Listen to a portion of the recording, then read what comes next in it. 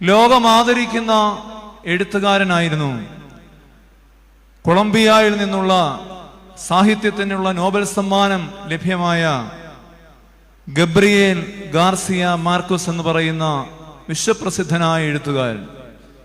അദ്ദേഹത്തിന്റെ വളരെ സുപരിചിതമായ ഒരു ഉദ്ധരണിയുണ്ട്. Life is not one live but what one remember and how one remember it in order to recount it. ലളിതമായി അതിന്റെ തർജ്ജമ ഇപ്രകാരം വേണമെങ്കിൽ പറയാം: ജീവിതം എന്ന് പറയുന്നത് ഒരാൾ ജീവിച്ചു തീർത്ത ഒരു കാലയളവിന് പറയുന്ന ഒരു പേരല്ല. ഒരാൾ ഇന്ന വർഷം മുതൽ ഇന്ന വർഷം വരെ ജീവിച്ചു, അതാണോ ജീവിതം? അതല്ല ജീവിതം. പിന്നെ എന്താണ് ജീവിതം? ജീവിതം എന്ന് പറയുന്നത് വൺ ഹു റിമെമ്പർ ഇറ്റ്.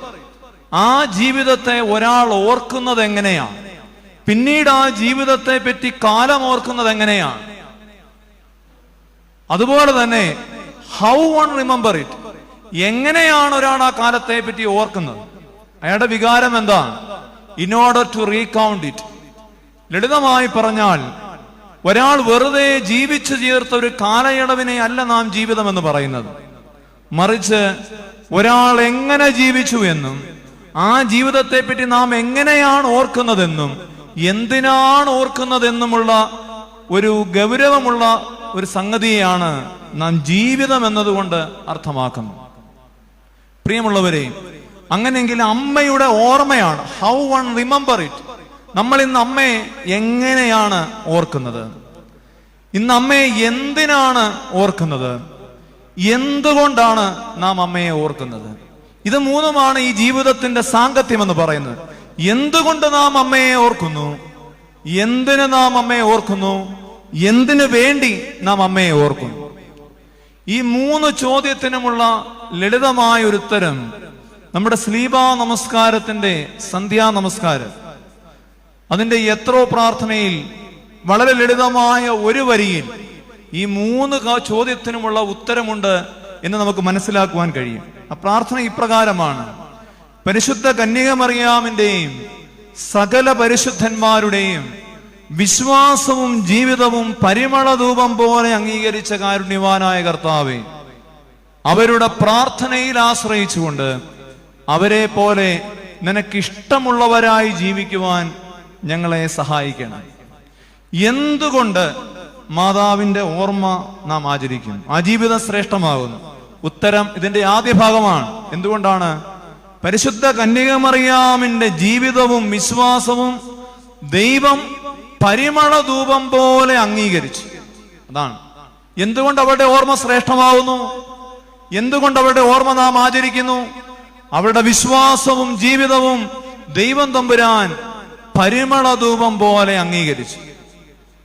ഇനി നാം ആ ഓർമ്മയെ ഓർക്കുന്നത് എങ്ങനെയാണ്?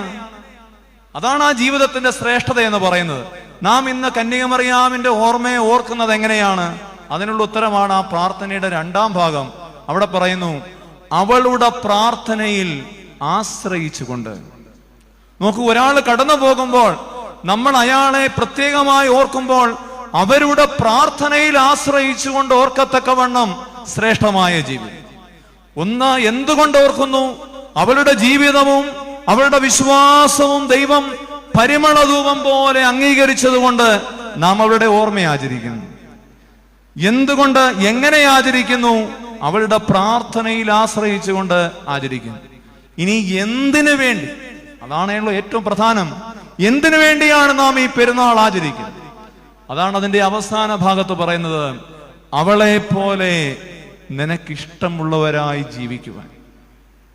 ഈ പെരുന്നാൾ അർത്ഥവത്തായി തീർന്നത് എപ്പോഴാണ് പ്രിയമുള്ളവരെ? ഏറെ മാതൃകാപരമായി ഈ പെരുന്നാൾ ഈ ദേശത്തിന് അനുഗ്രഹകരമായ നിലയിൽ നിങ്ങൾ ആചരിച്ചു, നമ്മൾ ആചരിച്ചു. ഏറെ അനുഗ്രഹകരമാണ്. പക്ഷെ എപ്പോഴാണ് ഇതിനൊരു പൂർണ്ണതയുണ്ടാകുന്നത്? നമ്മൾ ഇതെല്ലാം ആചരിച്ചു കഴിഞ്ഞിട്ടും ദൈവത്തിനും സ്വർഗത്തിനും നമ്മളോടൊരു അനിഷ്ടമുണ്ടെങ്കിൽ ഈ പെരുന്നാൾ ആചരണത്തിന് എന്താണ് പ്രസക്തി? അതുകൊണ്ട് ഈ പെരുന്നാൾ ദൈവം നമ്മോട് ആവശ്യപ്പെടുന്നത് എന്തിനു വേണ്ടി? അവളെ പോലെ നിനക്കിഷ്ടമുള്ളവരായി ജീവിക്കുവാൻ. പ്രിയമുള്ളവരെ, ഈ പെരുന്നാൾ സന്ധ്യയിൽ ദൈവമാതാവിനെ പോലെ ദൈവത്തിന് ഇഷ്ടമുള്ളവരായി തീരുവാൻ തക്കവണ്ണം അമ്മയുടെ ജീവിതം നൽകുന്ന 3 പാഠങ്ങൾ വളരെ ചുരുങ്ങിയ സമയം കൊണ്ട് ചിന്തിച്ച് ഈ പെരുന്നാൾ സന്ദേശം അവസാനിപ്പിക്കാമെന്നാണ് ഞാൻ കരുതുന്നത്. ഒന്നാമത്, യെഹെസ്കേൽ പ്രവചനം 44-ാം അധ്യായം 2-ാം വാക്യം. അപ്പോൾ യഹോവ എന്നോട് അരുളി ചെയ്തത്, ഈ ഗോപുരം തുറക്കാതെ അടച്ചിരിക്കണം, ആരും അതിൽ കൂടി കടക്കരുത്. ഇസ്രയേലിന്റെ ദൈവമായ യഹോവ അതിൽ കൂടി അകത്ത് കടന്നത് കൊണ്ട് അത് അടച്ചിരിക്കണം. എത്ര മനോഹരമായൊരു വാക്യമാണത്. ഒരു ഗോപുരം യെഹെസ്കേൽ പ്രവാചകൻ കാണുന്നൊരു ദർശനമാണ്. ദൈവത്തിന്റെ വിശുദ്ധ മന്ദിരത്തിലേക്ക് കൊണ്ടുപോകുന്നു. അതിന്റെ കിഴക്കേ ഗോപുരത്തിങ്കൽ യെഹെസ്കേൽ നോക്കുമ്പോൾ ആ ഗോപുരത്തിന്റെ കിഴക്കേ വാതിൽ അടച്ചിരിക്കുകയാണ്. അവിടെ വെച്ച് യഹോവയായ ദൈവം യെഹെസ്കേലിനോട് പറയുകയാണ്, ഈ ഗോപുരം എന്നും തുറക്കാതെ അടച്ചിട്ടിരിക്കണം, ആരും അതിൽ കൂടി കടക്കരുത്. ഇസ്രായേലിന്റെ ദൈവമായ യഹോവ അതിൽ കൂടി അകത്ത് പ്രവേശിച്ചിരിക്കുന്നു, അതുകൊണ്ട് അതിനിമേൽ തുറക്കാതെ അടച്ചിരിക്കണം. നമുക്കറിയാം, അനവധി ഉപമാനങ്ങൾ മറിയാമിന് പിതാക്കന്മാർ വേദപുസ്തകത്തിൽ നിന്നും പഴയ നിയമത്തിൽ നിന്നും എടുത്ത് മറിയമിനെ ചേർത്ത് വെച്ച് അനവധി ഉപമാനങ്ങളും ഉപമകളും പറഞ്ഞിട്ടുണ്ട്, വിശേഷണങ്ങൾ. അതിൽ ശ്രദ്ധേയമായ ഒരു ഉപമാനമാണ് മറിയാം അടച്ചിട്ട വാതിൽ എന്നുള്ളത്. ഈ രാത്രിയിൽ ഈ പെരുന്നാളിന്റെ സന്ദേശം ഞാൻ ഇതുമായി കാലികമായി ഒന്ന് ബന്ധിപ്പിക്കുവാൻ തക്കവണ്ണം ആഗ്രഹിക്കുകയാണ്. മാതാവിന്റെ നിത്യമായ കന്യകാത്വം, ദൈവപുത്രൻ അവൾ ജന്മം നൽകിയെങ്കിലും അവളുടെ ശരീരത്തിന്റെ കന്യാവ്രത മുദ്ര ഭംഗം വരാതെയാണ് അതുണ്ടായതെന്ന വിശ്വാസം നമ്മുടെ ക്രൈസ്തവ വിശ്വാസത്തിന്റെ അടിസ്ഥാനമാണ്. ആദ്യം മുതൽ പിതാക്കന്മാർ അതിനെ സമർത്ഥിക്കുവാൻ തക്കവണ്ണം ഒരുപാട് ഉപമാനങ്ങൾ പറഞ്ഞിട്ടുണ്ട്. നമ്മുടെ രാത്രി നമസ്കാരത്തിൽ തന്നെ നമ്മൾ ചൊല്ലുന്ന ഗാനമാണ്, മോഹന സുന്ദര നാമങ്ങൾ നൽകി പൂർവിക നീതിജ്ഞ കന്യക ദാവീദിൻ മകൾ മറിയാമിനായി. എന്താണ്? നല്ല നാമങ്ങൾ, മോഹന സുന്ദര നാമങ്ങൾ പൂർവികരായ പിതാക്കന്മാർ മറിയാമിന് നൽകിയിട്ടുണ്ട്. എന്നിട്ട് പറയുകയാണ്, എന്താണ്? പൂട്ടിയ വാതിലിതെന്നേവം ഹസ്കിയേലോതി, പൂട്ടിയ തോട്ടമടച്ചോരൂറ്റെന്നേവം സ്ലേമോൻ, പുരിയെന്നേവം ദാവീദും. 3 കാര്യങ്ങൾ പൂട്ടപ്പെട്ടതായിട്ട് പറയുന്നതാണ് ആ വാക്കുകളിൽ പറയുന്നത്. പൂട്ടപ്പെട്ട 3 കാര്യങ്ങൾ, അടച്ചിട്ട 3 കാര്യങ്ങൾ മറിയാമിനെ സൂചിപ്പിക്കുന്നു. അതിൽ ഒന്നാമത്തേതാണ് ഞാൻ വായിച്ച ദർശനം. എന്താണ്? ഹസ്കിയേൽ കണ്ടത് എന്താണ്? അടച്ചിട്ട വാതിൽ, മുദ്ര വെച്ചൊരു വാതിൽ.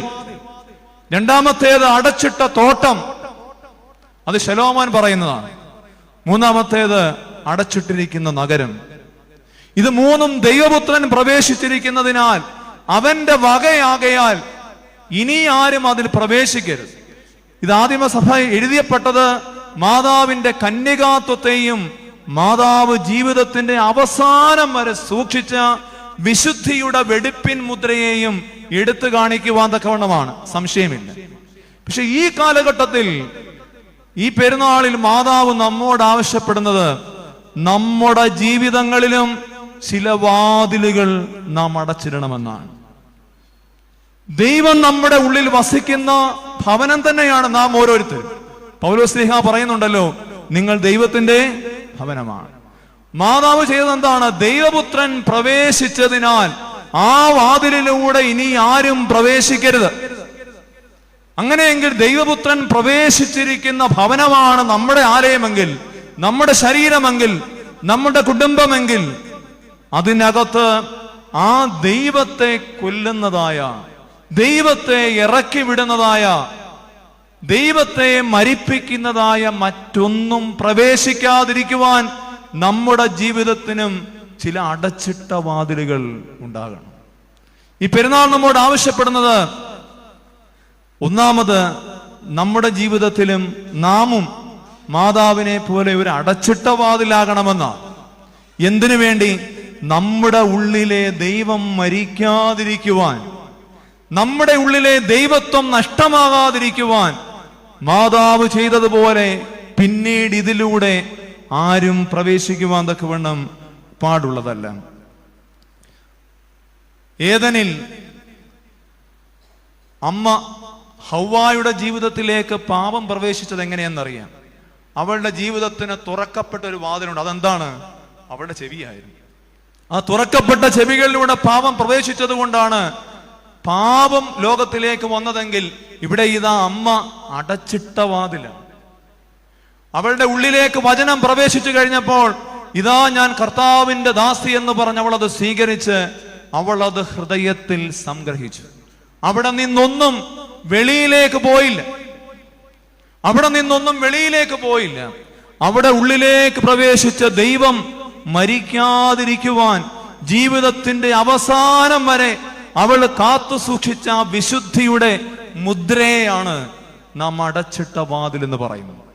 നമ്മുടെ ജീവിതത്തിലും നാം പ്രത്യേകം ഓർക്കണം പ്രിയമുള്ളവരെയും, ക്രിസ്തീയ ജീവിതം അതൊരു കോൺസിക്രേറ്റഡ് ലൈഫാണ്, മുദ്രിതമായ ജീവിതമാണ്, അടയ്ക്കപ്പെട്ട ജീവിതമാണ്. ഇന്ന് മനുഷ്യന് വേഗം നഷ്ടമാകുന്നത് ദൈവത്തെയാണ്, മറ്റൊന്നുമല്ല. ഇന്ന് മനുഷ്യൻ ഈ ലോകത്തിൽ പെട്ടെന്ന് നഷ്ടമായിക്കൊണ്ടിരിക്കുന്നത് അവന്റെ ദൈവത്വമാണ്, അല്ലെങ്കിൽ അവന്റെ ഉള്ളിലെ ദൈവാനുഭവങ്ങളാണ്. കാരണം എന്തെന്നറിയാമോ? ഇന്നിങ്ങനെ അടയ്ക്കപ്പെട്ട വാതിലുകൾക്ക് പകരം എല്ലാ ജീവിതത്തിന്റെ എല്ലാ വാതായനങ്ങളും തുറന്നിട്ട്, ഇന്ന് ഓപ്പൺ മാർക്കറ്റാണ്, എല്ലാം തുറന്നിടുകയാണ്. തുറന്നിട്ട വാതായനങ്ങളിലൂടെ ഇങ്ങനെ നമ്മൾ ജീവിതത്തിന്റെ ആസ്വാദനത്തിന്റെ ഓരോ വാതിലുകളായി മനുഷ്യൻ തുറന്നിട്ട് അവന്റെ ഭവനത്തിലേക്കും അവന്റെ കുടുംബ ജീവിതത്തിലേക്കും അവന്റെ വ്യക്തി ജീവിതത്തിലേക്കും സഭാ ജീവിതങ്ങളിലും എല്ലാം തുറന്നിട്ട് കഴിഞ്ഞപ്പോൾ ഉള്ളിലെ ദൈവം മരിക്കത്തക്കവണ്ണം ലോക മനുഷ്യനെ കീഴടക്കുന്ന ഒരു പ്രവണതയിൽ നാം ഇന്ന് ലോകത്തിൽ ആയിരിക്കുകയാണ്. അതിന്റെ ദുരന്തങ്ങളാണ് നാം ഓരോരുത്തരും കണ്ടുകൊണ്ടിരിക്കുന്നത്. പക്ഷെ പ്രിയമുള്ളവരെ, ഈ ക്രിസ്തീയ ജീവിതം മുദ്രയിടപ്പെട്ട ഒരു ജീവിതമാണ്. കുറെ കാര്യങ്ങൾ നാം അടച്ചിടണം. ചില വാതിലുകൾ നമ്മുടെ ജീവിതങ്ങളിൽ തുറക്കാൻ പാടില്ല. അടച്ചിടപ്പെടേണ്ട ക്രിസ്തീയ ജീവിതത്തിന്റെ ഒരു ഉടമ്പടി ജീവിതത്തിന്റെ മുദ്രിതമായ ജീവിതമാണ്. Christian life is A sealed life. അത് ചില കാര്യങ്ങൾക്ക് മുമ്പിൽ അടയ്ക്കപ്പെട്ട ജീവിതം തന്നെയാണ്. എല്ലാത്തിനും തുറന്നു കൊടുക്കുന്ന ജീവിതമാകരുത് ക്രിസ്തീയ ജീവിതം. അത് നമ്മെ മരണത്തിലേക്ക് കൊണ്ടുചെന്ന് എത്തിക്കും. നമ്മുടെ കൗദാശിക ജീവിത അനുഭവങ്ങളിലെല്ലാം പിതാക്കന്മാർ ഈ ഒരു അനുഭവത്തെ പറ്റി മനോഹരമായി പ്രതിപാദിച്ചിട്ടുണ്ട്. വിശുദ്ധ മാമോദീസ എടുത്താട്ടെ, മാമോദീസായിൽ കുഞ്ഞിനെ തല തൊടുമ്പോൾ ഏറ്റുപറയിപ്പിക്കുന്ന സമയത്ത് പറയുന്നു, അതിന് തൊട്ടു മുമ്പ് പ്രാർത്ഥിക്കുന്നതാണ്. എന്താണ് പുരോഹിതൻ പ്രാർത്ഥിക്കുന്നത്? ഇത് പിശാചിന്റെ അധിവാസ സ്ഥലമല്ല, ദൈവത്തിന്റെ ആലയമാകുന്നു. അവസാനം പറയുന്നത്, അശുദ്ധാത്മാവേ നീ സമൂലം നിശേഷം നീങ്ങിപ്പോവുക, മത്സരിക്കരുതെന്ന് പറഞ്ഞ് ഈ ശിശുവിനെ ദൈവത്തിന്റെ ആലയമായി ഒരു അടയ്ക്കപ്പെട്ട വാതിലാക്കുകയാണ്, മുദ്ര വെക്കുകയാണ്. ആരുടെ മേലാണ് മുദ്ര വെക്കുന്നത്? ഒരു ഉടയവൻ ഉള്ളപ്പോൾ ഉടമ അടിമയുടെ മേലൊരു മുദ്ര വെക്കും. മാതാവ് സത്യത്തിൽ പറഞ്ഞ വാചകവും അത് തന്നെയാണ്. ഇതാ ഞാൻ കർത്താവിന്റെ ദാസിയാണ്. എന്റെ മേലുള്ള മുദ്ര ആരുടേതാണ്? ദൈവത്തിൻ്റെതാണ്. അതുകൊണ്ട് തന്നെ പിന്നീട് സാത്താൻ അവിടെ ജീവിതത്തിലേക്ക് കടന്നു വരാതിരിക്കുവാൻ മാതാവ് അടയ്ക്കപ്പെട്ട വാതിലായിരുന്നു. നമ്മുടെ ജീവിതങ്ങളിൽ മാമോദീസായിൽ മുദ്രിതമായ ഒരു ജീവിതത്തിലേക്ക്, അടയ്ക്കപ്പെട്ട കാര്യങ്ങളുടെ ഒരു ജീവിതത്തിലേക്ക് നമ്മെ പ്രവേശിപ്പിച്ചതാണ് സഭയെന്ന് നാം ഓർക്കണം. പിന്നീട് ഈ സമൂലം നിശേഷം നീങ്ങിപ്പോവുക എന്ന്, മത്സരിക്കരുതെന്ന് പറഞ്ഞ് ഈ നമ്മുടെ ശരീരത്തിന്മേലുള്ള അധികാരത്തിൽ നിന്നും സഭ മാറ്റി നിർത്തിയ പിശാചിന് പിന്നെയും നമ്മുടെ ശരീരത്തിന്റെ വാതിലുകൾ തുറന്നു കൊടുത്തത് ആരാണ്? നമ്മുടെ മനസ്സിന്റെ വാതിലുകൾ തുറന്നു കൊടുത്തത് ആരാണ്? നമ്മുടെ ഹൃദയത്തിന്റെ വാതിലുകൾ തുറന്നു കൊടുത്തത് ആരാണ്? അവിടെയാണ് നമ്മുടെ ജീവിതങ്ങളിൽ പാപം പ്രവേശിച്ചു തുടങ്ങിയെന്ന് മനസ്സിലാക്കണം. പിന്നീട് ഇങ്ങോട്ട് മൂറോൻ അഭിഷേകത്തിന്റെ സമയം വരുമ്പോൾ നമുക്കറിയാം, കുഞ്ഞിനെ മൂറോൻ പൂശി ദൈവത്തിന്റെ ആലയമാക്കി മാറ്റുന്ന സമയത്ത് സാധാരണ ചൊല്ലുന്ന ഗീതം ദൈവം ചൊന്നാൻ അഹറോനെ പൂശുക എന്നുള്ളതാണ്. എന്നാൽ അതിന് പകരം ചൊല്ലുവാൻ ഒരു ഗീതം കൂടി അവിടെ കൊടുത്തിട്ടുണ്ട്. സാധാരണ നമ്മളത് ചൊല്ലാറില്ല. വളരെ മനോഹരമായ ചില ഉപദേശങ്ങളാണ്, ചില അനുഗ്രഹങ്ങളാണ് ആ കുഞ്ഞിന് ആ പാട്ടിലൂടെ നൽകുന്നത്. തവ ഹൃദയം ബലമാർന്നീരട്ടെ എന്നാണ് അത് തുടങ്ങുന്നത്. അതിനിടയ്ക്ക് മനോഹരമായ ഒരു വരിയുണ്ട്. അത് ഇപ്രകാരമാണ്: വഞ്ചന നിറയും മോഹരഹസ്യത്താൽ ജീർണിച്ചോന പൂർവ മനുഷ്യനെ വിദ്വേഷിക്കുക. വഞ്ചന നിറയും മോഹരസത്താൽ ജീർണിച്ചോന പൂർവ മനുഷ്യനെ വിദ്വേഷിക്കുക. അതാണ്.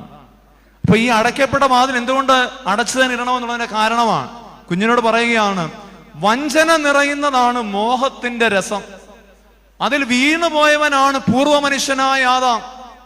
അതുകൊണ്ട് വഞ്ചന നിറയുന്ന മോഹരസത്തിൽ വീണു പോകുന്ന ആ പൂർവ മനുഷ്യനെ നീ ഇതിനാൽ ഉപേക്ഷിക്കണം. മുദ്രിതമായ അടയ്ക്കപ്പെട്ട ജീവിതത്തിലേക്ക് നമ്മെ ഓരോരുത്തരെയും സഭ കൊണ്ടുവന്നതാണ്. മാതാവ് അവസാനം വരെയും ആ അടയ്ക്കപ്പെട്ട വാതിലായി നിന്നു.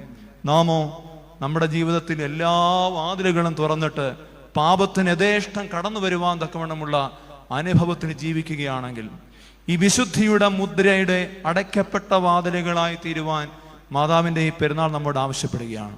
നമ്മുടെ ആധുനിക തലമുറ എല്ലാ വാതിലുകളും നമുക്കറിയാം, അവർ മുഴുവൻ സമയവും ഇന്ന് ഏകദേശം മുഴുവൻ സമയവും ഓൺലൈനിൽ തന്നെയാണ്. ഓരോന്ന് കയറുക, ഓരോ വിൻഡോസ് ആയിട്ട് ഓപ്പൺ ചെയ്യുകയാണ്, ഓരോ ജാലകങ്ങളാണ്. അവരെന്ത് ചെയ്യും? ഇന്നും എല്ലാവരും ഇപ്പൊ ഓൺലൈൻ ക്ലാസ് ഒക്കെയാണ്, എല്ലാവരും ഓരോ മുറിക്കകത്തേക്ക് കയറി വാതിലടയ്ക്കും. അതുവരെ അടയ്ക്കപ്പെട്ട വാതിലാണ്. വാതിലടയ്ക്കും. ഈ വാതിലടച്ചിട്ട വാതിലുകൾക്കകത്ത് മറിയാമിനെ പോലെ പാപം കടക്കാതിരിക്കുകയാണോ എന്ന് പരിശോധിക്കേണ്ടത് നാമാണ്. ഇതുവരെ അടച്ചിട്ട വാതിലാണ്. എല്ലാ ഭവനങ്ങളിലും ഇന്ന് ഓരോരുത്തരും മുറിക്കകത്ത് കയറി വാതിലടയ്ക്കുന്നു. പക്ഷെ അതിനകത്ത് പാപം അകലുകയാണോ, പാപം പെരുകുകയാണോ എന്ന് നാം അന്വേഷിക്കണം. ഈ അടുത്ത സമയത്ത് തന്നെ വളരെ ആകർഷിച്ച ഒരു സംഭവമുണ്ട്. വിപിൻ ചൂതംപറമ്പിൽ അച്ഛന്റെ ഞാൻ എന്ന് പറയുന്ന പുസ്തകത്തിൽ അച്ഛന് ഉണ്ടായ ഒരു അനുഭവം അച്ഛൻ രേഖപ്പെടുത്തിയിട്ടുള്ളതാണ്. അച്ഛൻ പറയുന്ന അനുഭവം ഇതാണ്. ഒരു ശവസംസ്കാരത്തിൽ പങ്കെടുക്കുവാൻ തക്കോണം പോയി. ഒരു വീട്ടിൽ അപ്പനും അമ്മയും ഏക മകളുമാണ്. മകൾക്ക് ഏതാണ്ട് 10-23 വയസ്സുണ്ട്. അപ്പോൾ ഈ കുട്ടി ഈ അപ്പന്റെ മൃതദേഹം വീട്ടിൽ വെച്ചിരുന്ന സമയത്തും അപ്പന്റെ മൃതദേഹത്തെ കെട്ടിപ്പിടിച്ച് അലമുറയിട്ട് കരയുകയാണ്.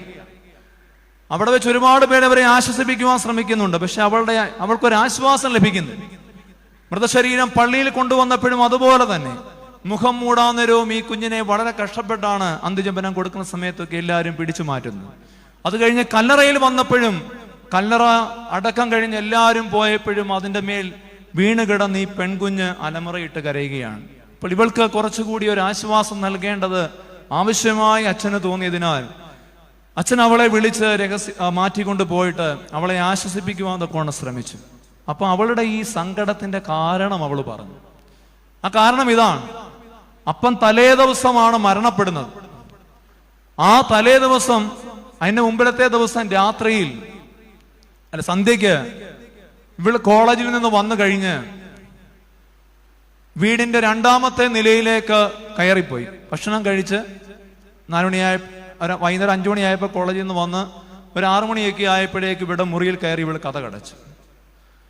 താഴെ ഈ അപ്പനും അമ്മയും മാത്രമേ ഉള്ളൂ. അപ്പൻ ചില ഹൃദ്രോഗിയാണ്. അത് കഴിഞ്ഞ് ഇവള് ഭക്ഷണം കഴിക്കാനെന്ന് ഇറങ്ങി വന്നില്ല.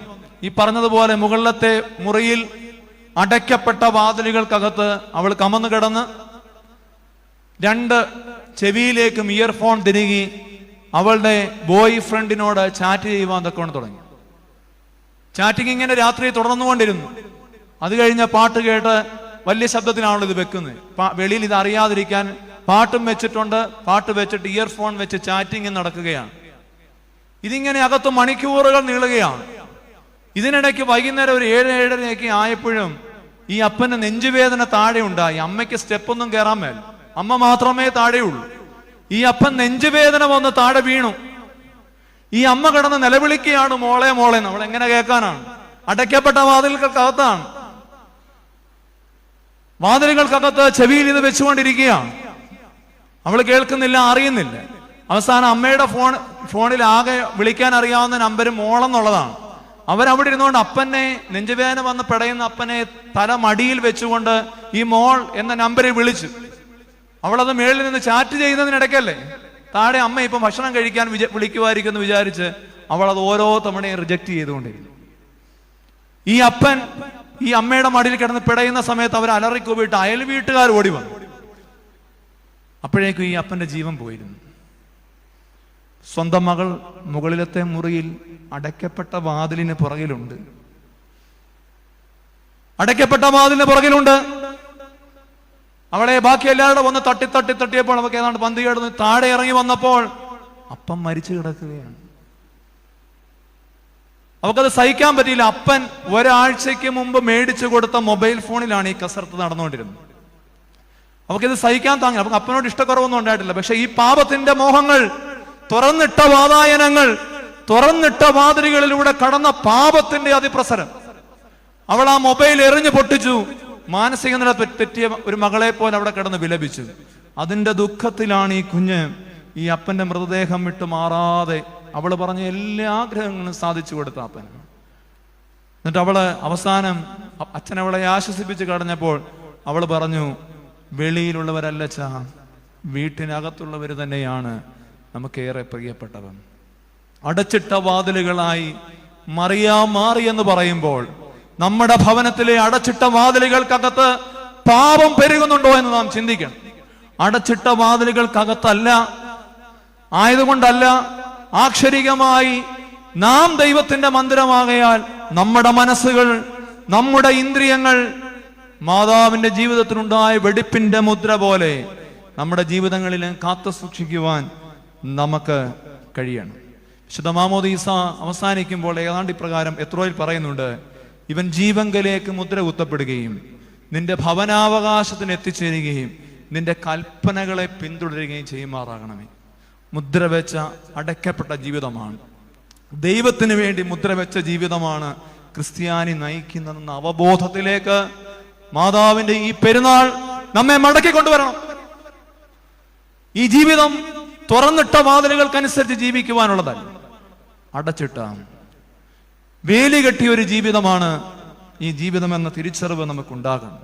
അപ്പത്തിനായുള്ള ദാഹം, ഏദനിലെ പാപം, ഏശാവിന്റെ പായസത്തോടുള്ള മോഹം, അവന്റെ ജ്യേഷ്ഠാവകാശത്തിന്റെ നഷ്ടം, ദാഹം, വിശപ്പ്, ദാഹം, ജഡീക സുഖങ്ങൾക്ക് വേണ്ടിയുള്ള ദാഹം. അതുകൊണ്ടാണല്ലോ കിണറിന്റെ അറ്റത്ത് വന്ന് 7 ഭർത്താക്കന്മാർ നിനക്കുണ്ടായിരുന്നു, ഇപ്പോഴുള്ളവൻ ഭർത്താവല്ല എന്ന് പറഞ്ഞു കഴിഞ്ഞിട്ടും ക്രിസ്തുവിന്റെ ദാഹം തീർക്കാൻ വെള്ളം കൊടുത്തപ്പോൾ അവൻ പറയുന്നുണ്ടല്ലോ, ഈ വെള്ളം കുടിക്കുന്നവനൊക്കെയും പിന്നെയും ദാഹിക്കും. ലോകം ദാഹിച്ചുകൊണ്ടിരിക്കുന്നത് ഈ ജഡീക സുഖങ്ങൾക്ക് വേണ്ടിയും വേലിക്കെട്ടുകളില്ലാത്ത, പൂട്ടുകളില്ലാത്ത തുറന്നിട്ടൊരു ലോകത്തിന് വേണ്ടിയുമാണ്. പക്ഷെ ക്രിസ്തീയ ജീവിതം ചില കാര്യങ്ങൾ നമ്മോട് ആവശ്യപ്പെടുന്നു. മറിയാമിന്റെ ജീവിതം നമ്മളോട് പറയുന്നത്, ഈ ആത്മീയ ജീവിതത്തിൽ തീർച്ചയായും ദൈവത്തിന്റെ മുദ്രാങ്കിതമായ ഈ ജീവിതം നാം പൂർത്തീകരിക്കണമെങ്കിൽ നമ്മുടെ ജീവിതത്തിനും ചില അടച്ചിട്ട വാതിലുകൾ ഉണ്ടാകേണ്ടതാണ്. ഇന്ന് എത്ര കുഞ്ഞുങ്ങളാണ് കഞ്ചാവിന് അടിമപ്പെട്ട്, മയക്കുമരുന്നിന് അടിമപ്പെട്ട്, സ്കൂളിൽ പഠിക്കുന്ന കുഞ്ഞുങ്ങൾ മദ്യപിച്ചുകൊണ്ട് ക്ലാസ്സിലേക്ക് വരുന്ന സാഹചര്യങ്ങൾ. എത്രയോ കഥകളും സംഭവങ്ങളുമാണ് ഓരോ ദിവസവും, ഭയാനകമായ സംഭവങ്ങൾ. എത്രയോ ജീവിതങ്ങളാണ് ഈ കത്തിയുടെ മുനിയിലും അടുക്കളയുടെ തറയിലും ഒക്കെ ആയിട്ട് അവസാനിക്കുന്നത്. ഈ ജീവിതങ്ങൾ തുറന്നിട്ട വാതിലുകൾ നമ്മുടെ ജീവിതങ്ങളിൽ പാപത്തെ വല്ലാതെ കയറ്റിയിട്ടുണ്ടെന്നുള്ള ബോധ്യം നമുക്കുണ്ടാകണം. ദൈവം നമ്മിൽ നിന്ന് അകന്നു പോകുവാനിടയാകുന്നതൊന്നും നമ്മുടെ ജീവിതത്തിൽ ഉണ്ടാകരുത്. ലോക പ്രശസ്തനായ എഴുത്തുകാരനായിരുന്നു ദസ്തയേവ്സ്കി. അദ്ദേഹം പക്ഷെ അനവധിയായി ലോകമോഹങ്ങളിലേക്ക് വീണുപോയ ഒരാളാണ്. ഒരു ദിവസം രാവിലെ മുതൽ വയ്യോളം ചൂതുകളി കഴിഞ്ഞ് ഉള്ള സമ്പത്തെല്ലാം നശിപ്പിച്ച് വൈകിട്ട് ഒരു മദ്യശാലയിലേക്ക് അയാൾ കയറിപ്പോവുകയാണ്. മദ്യശാലയിലേക്ക് കയറിപ്പോകുമ്പോൾ അയാള് ചോദിക്കുന്നുണ്ട്, ഈ മദ്യഷാപ്പിന്റെ ഉടമ ദസ്തയേവ്സ്കിയോട് ചോദിക്കുന്നുണ്ട്, ഇന്ന് ആരും കൂട്ടാരും ഇല്ലേ? സാധാരണ അങ്ങനെയാണല്ലോ, ഇത് കമ്പനി അടിച്ചാണല്ലോ പോണത്, ഇന്ന് കൂടെ ആരും ഇല്ലേ? ചോദിക്കുമ്പോൾ ദസ്തയേവ്സ്കി പറയുന്നൊരു മറുപടി ഉണ്ട്, കൂടെ ഒരാൾ ഉണ്ടായിരുന്നു, പക്ഷെ ഞാൻ ഇതിനകത്തേക്ക് പ്രവേശിച്ചപ്പോൾ അയാൾ എന്നെ കൂട്ടുവിട്ട് മാറിപ്പോയി. പ്രിയമുള്ളവരെ, നമ്മളെ ദൈവം ഏൽപ്പിച്ച നിയോഗത്തിന്റെ വഴികളിൽ നിന്നുള്ള അബദ്ധസഞ്ചാരങ്ങളിലേക്ക് നാം പോകുമ്പോൾ തന്റെ കൂട്ടുവിട്ടുപോയ ആ ആൾ ക്രിസ്തുവാണെന്ന് ദസ്തയേവ്സ്കി പിന്നീട് തിരിച്ചറിയുന്നുണ്ട്. നമ്മുടെ ജീവിതങ്ങളിലും നമ്മുടെ നിയോഗ വഴികളെ ഉപേക്ഷിച്ചു പോകുവാൻ തക്കവണ്ണം നമുക്ക് അവകാശമില്ല. തുറക്കപ്പെട്ട വാതിലുകൾ പാപത്തിലേക്ക് നമ്മളെ വീഴിക്കുന്നുവെങ്കിൽ അവിടെ നിന്ന് ഓടി മാറുവാൻ തക്കവണ്ണം നമുക്ക് കഴിയേണ്ടത് ആവശ്യമാണ്. യെശയ്യാ പ്രവചനം 59-ാം അധ്യായം 11 മുതൽ 15 വരെയുള്ള വാക്യങ്ങൾ. അവിടെ രക്ഷയ്ക്ക് വേണ്ടി കാത്തിരിക്കുന്ന ഇസ്രായേൽ ജനം പിന്നീട് പറയുകയാണ്, അത് അവർക്ക് ലഭിക്കുന്നില്ല. രക്ഷയ്ക്കായി ഞങ്ങൾ കാത്തിരിക്കുന്നു, എന്നാൽ അത് ഞങ്ങളോട് അകന്നിരിക്കുന്നു. നമ്മളെല്ലാവരും ഇന്നൊരവസ്ഥയിലാണ്. രക്ഷിക്കപ്പെടുവാൻ നമ്മൾ ആഗ്രഹിക്കുന്നു, പക്ഷെ രക്ഷ നമ്മളോട് അകന്നിരിക്കുന്നു. പക്ഷെ ഇസ്രായേൽ ജനം ഇവിടെ അതിന്റെ കാരണം പറയുന്നു. ഞങ്ങളുടെ അതിക്രമങ്ങൾ നിന്റെ മുമ്പാകെ പെരുകിയിരിക്കുന്നു, ഞങ്ങളുടെ പാപങ്ങൾ ഞങ്ങൾക്ക് വിരോധമായി സാക്ഷീകരിക്കുന്നു, ഞങ്ങളുടെ അതിക്രമങ്ങൾ ഞങ്ങൾക്ക് ബോധ്യമായിരിക്കുന്നു. അത് കഴിഞ്ഞിട്ട് 13-ാം വാക്യത്തിന് അതിക്രമങ്ങൾ എന്താണെന്ന് ജനം തിരിച്ചറിഞ്ഞ് പറയുന്നുണ്ട്. എന്തൊക്കെയാണ്? അതിക്രമം ചെയ്ത് യഹോവയെ നിഷേധിക്കുക, ഞങ്ങളുടെ ദൈവത്തെ വിട്ടുമാറുക, പീഡനവും മത്സരവും സംസാരിക്കുക, വ്യാജവാക്കുകളെ ഗർഭം ധരിച്ച് ഹൃദയത്തിൽ നിന്ന് ഉച്ചരിക്കുക എന്നിവ തന്നെ. ഇത് പാപം തുറന്നിട്ട വാതിലുകളിലൂടെ അകത്ത് പ്രവേശിക്കുമ്പോഴുള്ളതാണ്. അതിക്രമം ചെയ്ത് ദൈവത്തെ നിഷേധിക്കുന്ന സമൂഹം, പീഡനവും മത്സരവും സംസാരിക്കുന്ന സമൂഹം, വ്യാജവാക്കുകളെ ഗർഭം ധരിച്ച് ഹൃദയത്തിൽ നിന്ന് ഉച്ചരിക്കുന്ന സമൂഹം. തുടർന്ന് പറയുകയാണ്, അങ്ങനെ ന്യായം പിന്മാറി നീതി അകന്നു നിൽക്കുന്നു, സത്യം വീതിയിലിടറുന്നു, നേരിന് കടപ്പാൻ കഴിയുന്നതുമില്ല, സത്യം കാണാതെയായി. ഈ സമൂഹം ഇങ്ങനെ പോകുമ്പോൾ, തുറക്കപ്പെട്ട വാതിലിലൂടെ പാവമകത്തേക്ക് പ്രവേശിച്ചു കഴിയുമ്പോൾ എന്തു പറ്റും? സത്യം വഴിയിലിടറി വീഴും, നീതിക്ക് ന്യായത്തിനും അകത്തേക്ക് കടക്കുവാൻ കഴിയുകയും സത്യം കാണാതെയാകുന്ന ഒരു ലോകം നമ്മുടെ മുമ്പിൽ ഉണ്ടാകും. പ്രിയമുള്ളവരെ, നമ്മുടെ ജീവിതത്തിന് അടയ്ക്കപ്പെട്ട ചില വാതിലുകൾ ഉണ്ടാകാം. വിവാഹ ജീവിതം എത്രയോ പരിശുദ്ധമായൊരു ജീവിതമാണ്. നമ്മുടെ ആരാധനാ രീതി നോക്കുമ്പോൾ വിവാഹ ജീവിതവും മുദ്രയിടപ്പെട്ട അടയ്ക്കപ്പെട്ടൊരു ജീവിതമാണ്. പിതാക്കന്മാർ വളരെ മനോഹരമായി ആ പ്രാർത്ഥനകൾക്കിടയിൽ അതിങ്ങനെ രേഖപ്പെടുത്തി വെച്ചിട്ടുണ്ട്. വിവാഹ കൂദാശയിൽ പ്രത്യേകമായ പ്രാർത്ഥനയിൽ പറയുന്നുണ്ടല്ലോ, സ്വർഗീയ മണവാളനായ മശിഹ തന്റെ യഥാർത്ഥ മണവാളത്വത്താൽ നിന്റെ മണവാളത്വത്തിന് മുദ്രയിടട്ടെ. മുദ്രയിടപ്പെട്ട ജീവിതമാണ്. ക്രിസ്തുവിന്റെ മണവാളത്വത്തോട് ചേർന്ന് മുദ്രയിടപ്പെട്ട മണവാളനും മണവാട്ടിയും. അവർക്ക് ഈ വേലിക്കെട്ടുകൾ, ഈ അതിരുകൾ പൊളിച്ച് ജീവിക്കുവാൻ അവകാശമില്ല. ക്രിസ്തീയ ജീവിതത്തിന്റെ അതിരുകൾ, ആത്മീയതയുടെ അതിർവരമ്പുകൾ ഇല്ലാത്തൊരു ജീവിതം നയിക്കുവാൻ ക്രിസ്തീയ മണവാളിനും മണവാട്ടിക്കും അവകാശമില്ല. മഹിമയേറിയ വെടിപ്പിൻ മുദ്ര കൊണ്ട് അലങ്കരിക്കപ്പെട്ടവരാണ് നമ്മൾ. വിവാഹ ജീവിതത്തിന്റെ പ്രാർത്ഥനകളിലുള്ളതാണ്. വ്രതനിഷ്ഠയും വെടിപ്പുമുള്ള ആത്മാക്കളായി നയിക്കേണ്ട ഒന്നാണ് എന്ത്? ദാമ്പത്യ ജീവിതം. ഇന്നോ ഒരു വർഷം 300-ലധികം വിവാഹമോചനങ്ങൾ സഭയിൽ നൽകുന്നു. എത്രയോ അധികമാണ് ഇന്ന് വർദ്ധിച്ചു വരുന്ന വിവാഹമോചനങ്ങളും ഭവനത്തിനകത്തെ കൊലപാതകങ്ങളും. പങ്കാളി ഉള്ളപ്പോൾ തന്നെ കാമുകനോടൊപ്പം ജീവിക്കുവാൻ വീട്ടിലെ 6 പേരെ കൊല്ലുന്ന സംഭവങ്ങൾ. എത്ര അനുഭവങ്ങൾ നമ്മൾ ജീവിതത്തിൽ വായിക്കുന്നു. ഭവനത്തിൽ അടച്ചിടേണ്ട വാതിലുകൾ തുറന്നിടേണ്ട വാതിലുകൾ അടച്ചിടുകയും ചെയ്തതിന്റെ പരാജയമാണ്. നമ്മൾ നോക്കണം, മാതാവിന്റെ ജീവിതത്തിലേക്ക് നോക്കണം. എത്ര ഭംഗിയായിട്ടാണ് ഈ അടച്ചിട്ട വാതിലുകളുമായി ആ കുടുംബത്തെ വിശുദ്ധ കുടുംബമായി മറിയം മുന്നോട്ട് കൊണ്ടുപോയത്. ഒരു ചെറിയ ഉദാഹരണം മാത്രം പറയാം. മറിയാം ദൈവത്തിന്റെ അമ്മയാണ്. യോസേപ്പ് പ്രായമായ മനുഷ്യനാണ്. പെരുന്നാളിന് പോയി കുഞ്ഞിനെ കാണാതെ അവർ തിരിച്ച് 3 ദിവസത്തെ വഴി പിന്നെ യാത്ര ചെയ്ത് അവർ ദേവാലയത്തിലേക്ക് മടങ്ങി വന്നിട്ട് അമ്മ കുഞ്ഞിനോട് പറയുന്നൊരു കാര്യമുണ്ട്. അതിലെ ഒരു ഓർഡറാണ് നിങ്ങൾ നോക്കേണ്ടത്. വേണേ അമ്മ പറയും, നീ എന്താ കുഞ്ഞെ ഇവിടെ ഇരിക്കുന്നത്, ഞാൻ എത്ര ദിവസമായിട്ട് നിന്നെ നോക്കുന്നു എന്നല്ലേ അമ്മ പറയേണ്ടത്, വിഷമിക്കുന്ന അമ്മ. പക്ഷെ അമ്മ എന്ന് പറഞ്ഞത് ആ ഒരു വാചകം നിങ്ങൾ നോക്കണം. അമ്മ എന്ന് പറഞ്ഞറിയാമോ? നിന്റെ അപ്പനും ഞാനും നിന്നെ എത്രമാത്രം അന്വേഷിച്ചു എന്നറിയാം. അതിൽ പോലും നോക്കിയാട്ടെ, വൃദ്ധനായ അപ്പനാണ്, പക്ഷെ കുടുംബ ജീവിതത്തിൽ കൊടുക്കേണ്ട സ്ഥാനമാണത്. കുഞ്ഞിനോട് സംസാരിക്കുമ്പോൾ പറയുകയാണ്, ഞാനും നിന്റെ അപ്പനും ഒന്നല്ല, നിന്റെ അപ്പനും ഞാനും. കുടുംബ ജീവിതത്തിന്റെ ചില നിയമങ്ങളും ചില വഴികളും, നാം ഒരിക്കലും ലംഘിക്കരുതാത്ത ചില വഴികൾ, ചില കാര്യങ്ങൾ അടച്ചിടേണ്ടത് തന്നെയാണ്. പ്രിയമുള്ളവരെ, അത് മനസ്സിലാകണമെങ്കിൽ കുടുംബജീവിതവും സഭ പോലെ കോട്ട കെട്ടിയൊരു ജീവിതമാണ്. കോട്ട കെട്ടി കാക്കേണ്ട ജീവിതമാണ്. ആരാൽ കോട്ട കെട്ടപ്പെടണം? ദൈവത്താൽ കോട്ട കെട്ടപ്പെടണം. നമ്മുടെ വിവാഹ കൂദാശയിൽ പാടുന്ന മനോഹരമായൊരു ഗീതത്തിൽ അത് എത്ര മനോഹരമായിട്ടാണെന്നറിയാമോ? സഭയുടെ ബന്ധവുമായി ബന്ധപ്പെട്ട് പറഞ്ഞിട്ടുള്ളത്. സഭയോതും തന്നെ 3 കോട്ടകൾ ചുറ്റുന്നു, വഞ്ചകനാം ദുഷ്ടാത്മാവിൻ ഉള്ളിൽ പുകിട ബന്ധിച്ചവയാ അന്യോന്യം 3 കോട്ടകളിടയിൽ സ്ഥലമില്ലിവ പാർത്താൽ താതസുതാമലറൂഹായാം ഏകത്വം തൃത്വം മഹിമയെഴും മണവാട്ടി സമം മാധ്യമേവുന്നേൻ ഹാലേലുയ്യ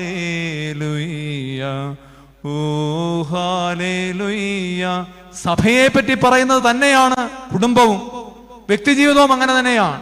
വ്യക്തിജീവിതത്തിന് നമ്മളെ കോട്ട കെട്ടുന്നത് ആരാണ്? താതസുതാമല റൂഹായാം ഏകത്വം തൃത്വം. തൃത്വനാമത്തിൽ മാമോദീസായിൽ മുദ്രയിടപ്പെട്ട ജീവിതം, വേലി കെട്ടിയ ജീവിതം, വിവാഹ ജീവിതത്തിലേക്ക് വരുമ്പോഴും തൃത്വത്താൽ കോട്ട കെട്ടപ്പെട്ട ജീവിതം. ഈ കോട്ടയുടെ വാതിൽ അങ്ങനെ തുറന്നു കൊടുക്കുവാനുള്ളതല്ല. മറിയാമിന്റെ ജീവിതം നമ്മോട് പഠിപ്പിക്കുന്നത് നമ്മുടെ ജീവിതത്തിന് ചില കോട്ടകളുടെ അനുഭവമുണ്ടെന്നാണ്. റോമാലേഖനം 13-ാം അധ്യായം 11 മുതൽ 14 വരെയുള്ള വാക്യങ്ങൾ. നാം വിശ്വസിച്ച സമയത്തേക്കാൾ രക്ഷ ഇപ്പോൾ നമുക്ക് അധികം അടുത്തിരിക്കുന്നു. രാത്രി കഴിവാറായി, പകൽ അടുത്തിരിക്കുന്നു. അതുകൊണ്ട് നാം ഇരുട്ടിന്റെ പ്രവൃത്തികളെ വെച്ച് കളഞ്ഞ് വെളിച്ചത്തിന്റെ ആയുധവർഗം ധരിച്ചു കൊള്ളുക. പകൽ സമയത്തെന്ന പോലെ നാം മര്യാദയായി നടക്കുക. വെറിക്കൂത്തുകളിലും മദ്യപാനങ്ങളിലുമല്ല, ശയനമോഹങ്ങളിലും ദുഷ്കാമങ്ങളിലുമല്ല, പിണക്കത്തിലും അസൂയയിലുമല്ല, കർത്താവായ യേശുക്രിസ്തുവിനെ തന്നെ ധരിച്ചു കൊള്ളുവീൻ. മോഹങ്ങൾ ജനിക്കുമാറ് ജഡത്തിനായി ഇനി ചിന്തിക്കരുത്. ജഡത്തിന്റെ വാതിലുകളെ തുറന്നു കൊടുക്കരുത്. മോഹങ്ങൾ ജനിക്കുമാറ് ജഡത്തിന്റെ വാതിലുകൾ മറിയാൻ തുറന്നു കൊടുക്കാതിരുന്നത് കൊണ്ടാണ് അവർക്ക് ക്രിസ്തുവിനെ ധരിക്കുവാൻ തക്കവണ്ണം കഴിഞ്ഞത്. മറിയാമിന്റെ ഈ പെരുന്നാൾ നമ്മോട് ഈ പെരുന്നാളിൽ ആവശ്യപ്പെടുന്നത് നമ്മുടെ ജീവിതങ്ങളുടെ ഉള്ളിലെ ദൈവം മരിക്കാതിരിക്കത്തക്കവണ്ണം നമ്മുടെ ജീവിതത്തിന് ഒരടച്ചിട്ട വാതിലുകൾ ഉണ്ടാകണമെന്നുള്ളതാണ്. ഒരടച്ചിട്ട വാതിലുകളെ, എല്ലാ വാതിലുകളും തുറന്നിട്ട് പാപത്തിന് കടന്നു വരുവാൻ അവസരം കൊടുത്ത് ദൈവത്തെ നമ്മുടെ ജീവിതങ്ങളിൽ നിന്ന് പടിയിറക്കരുത്.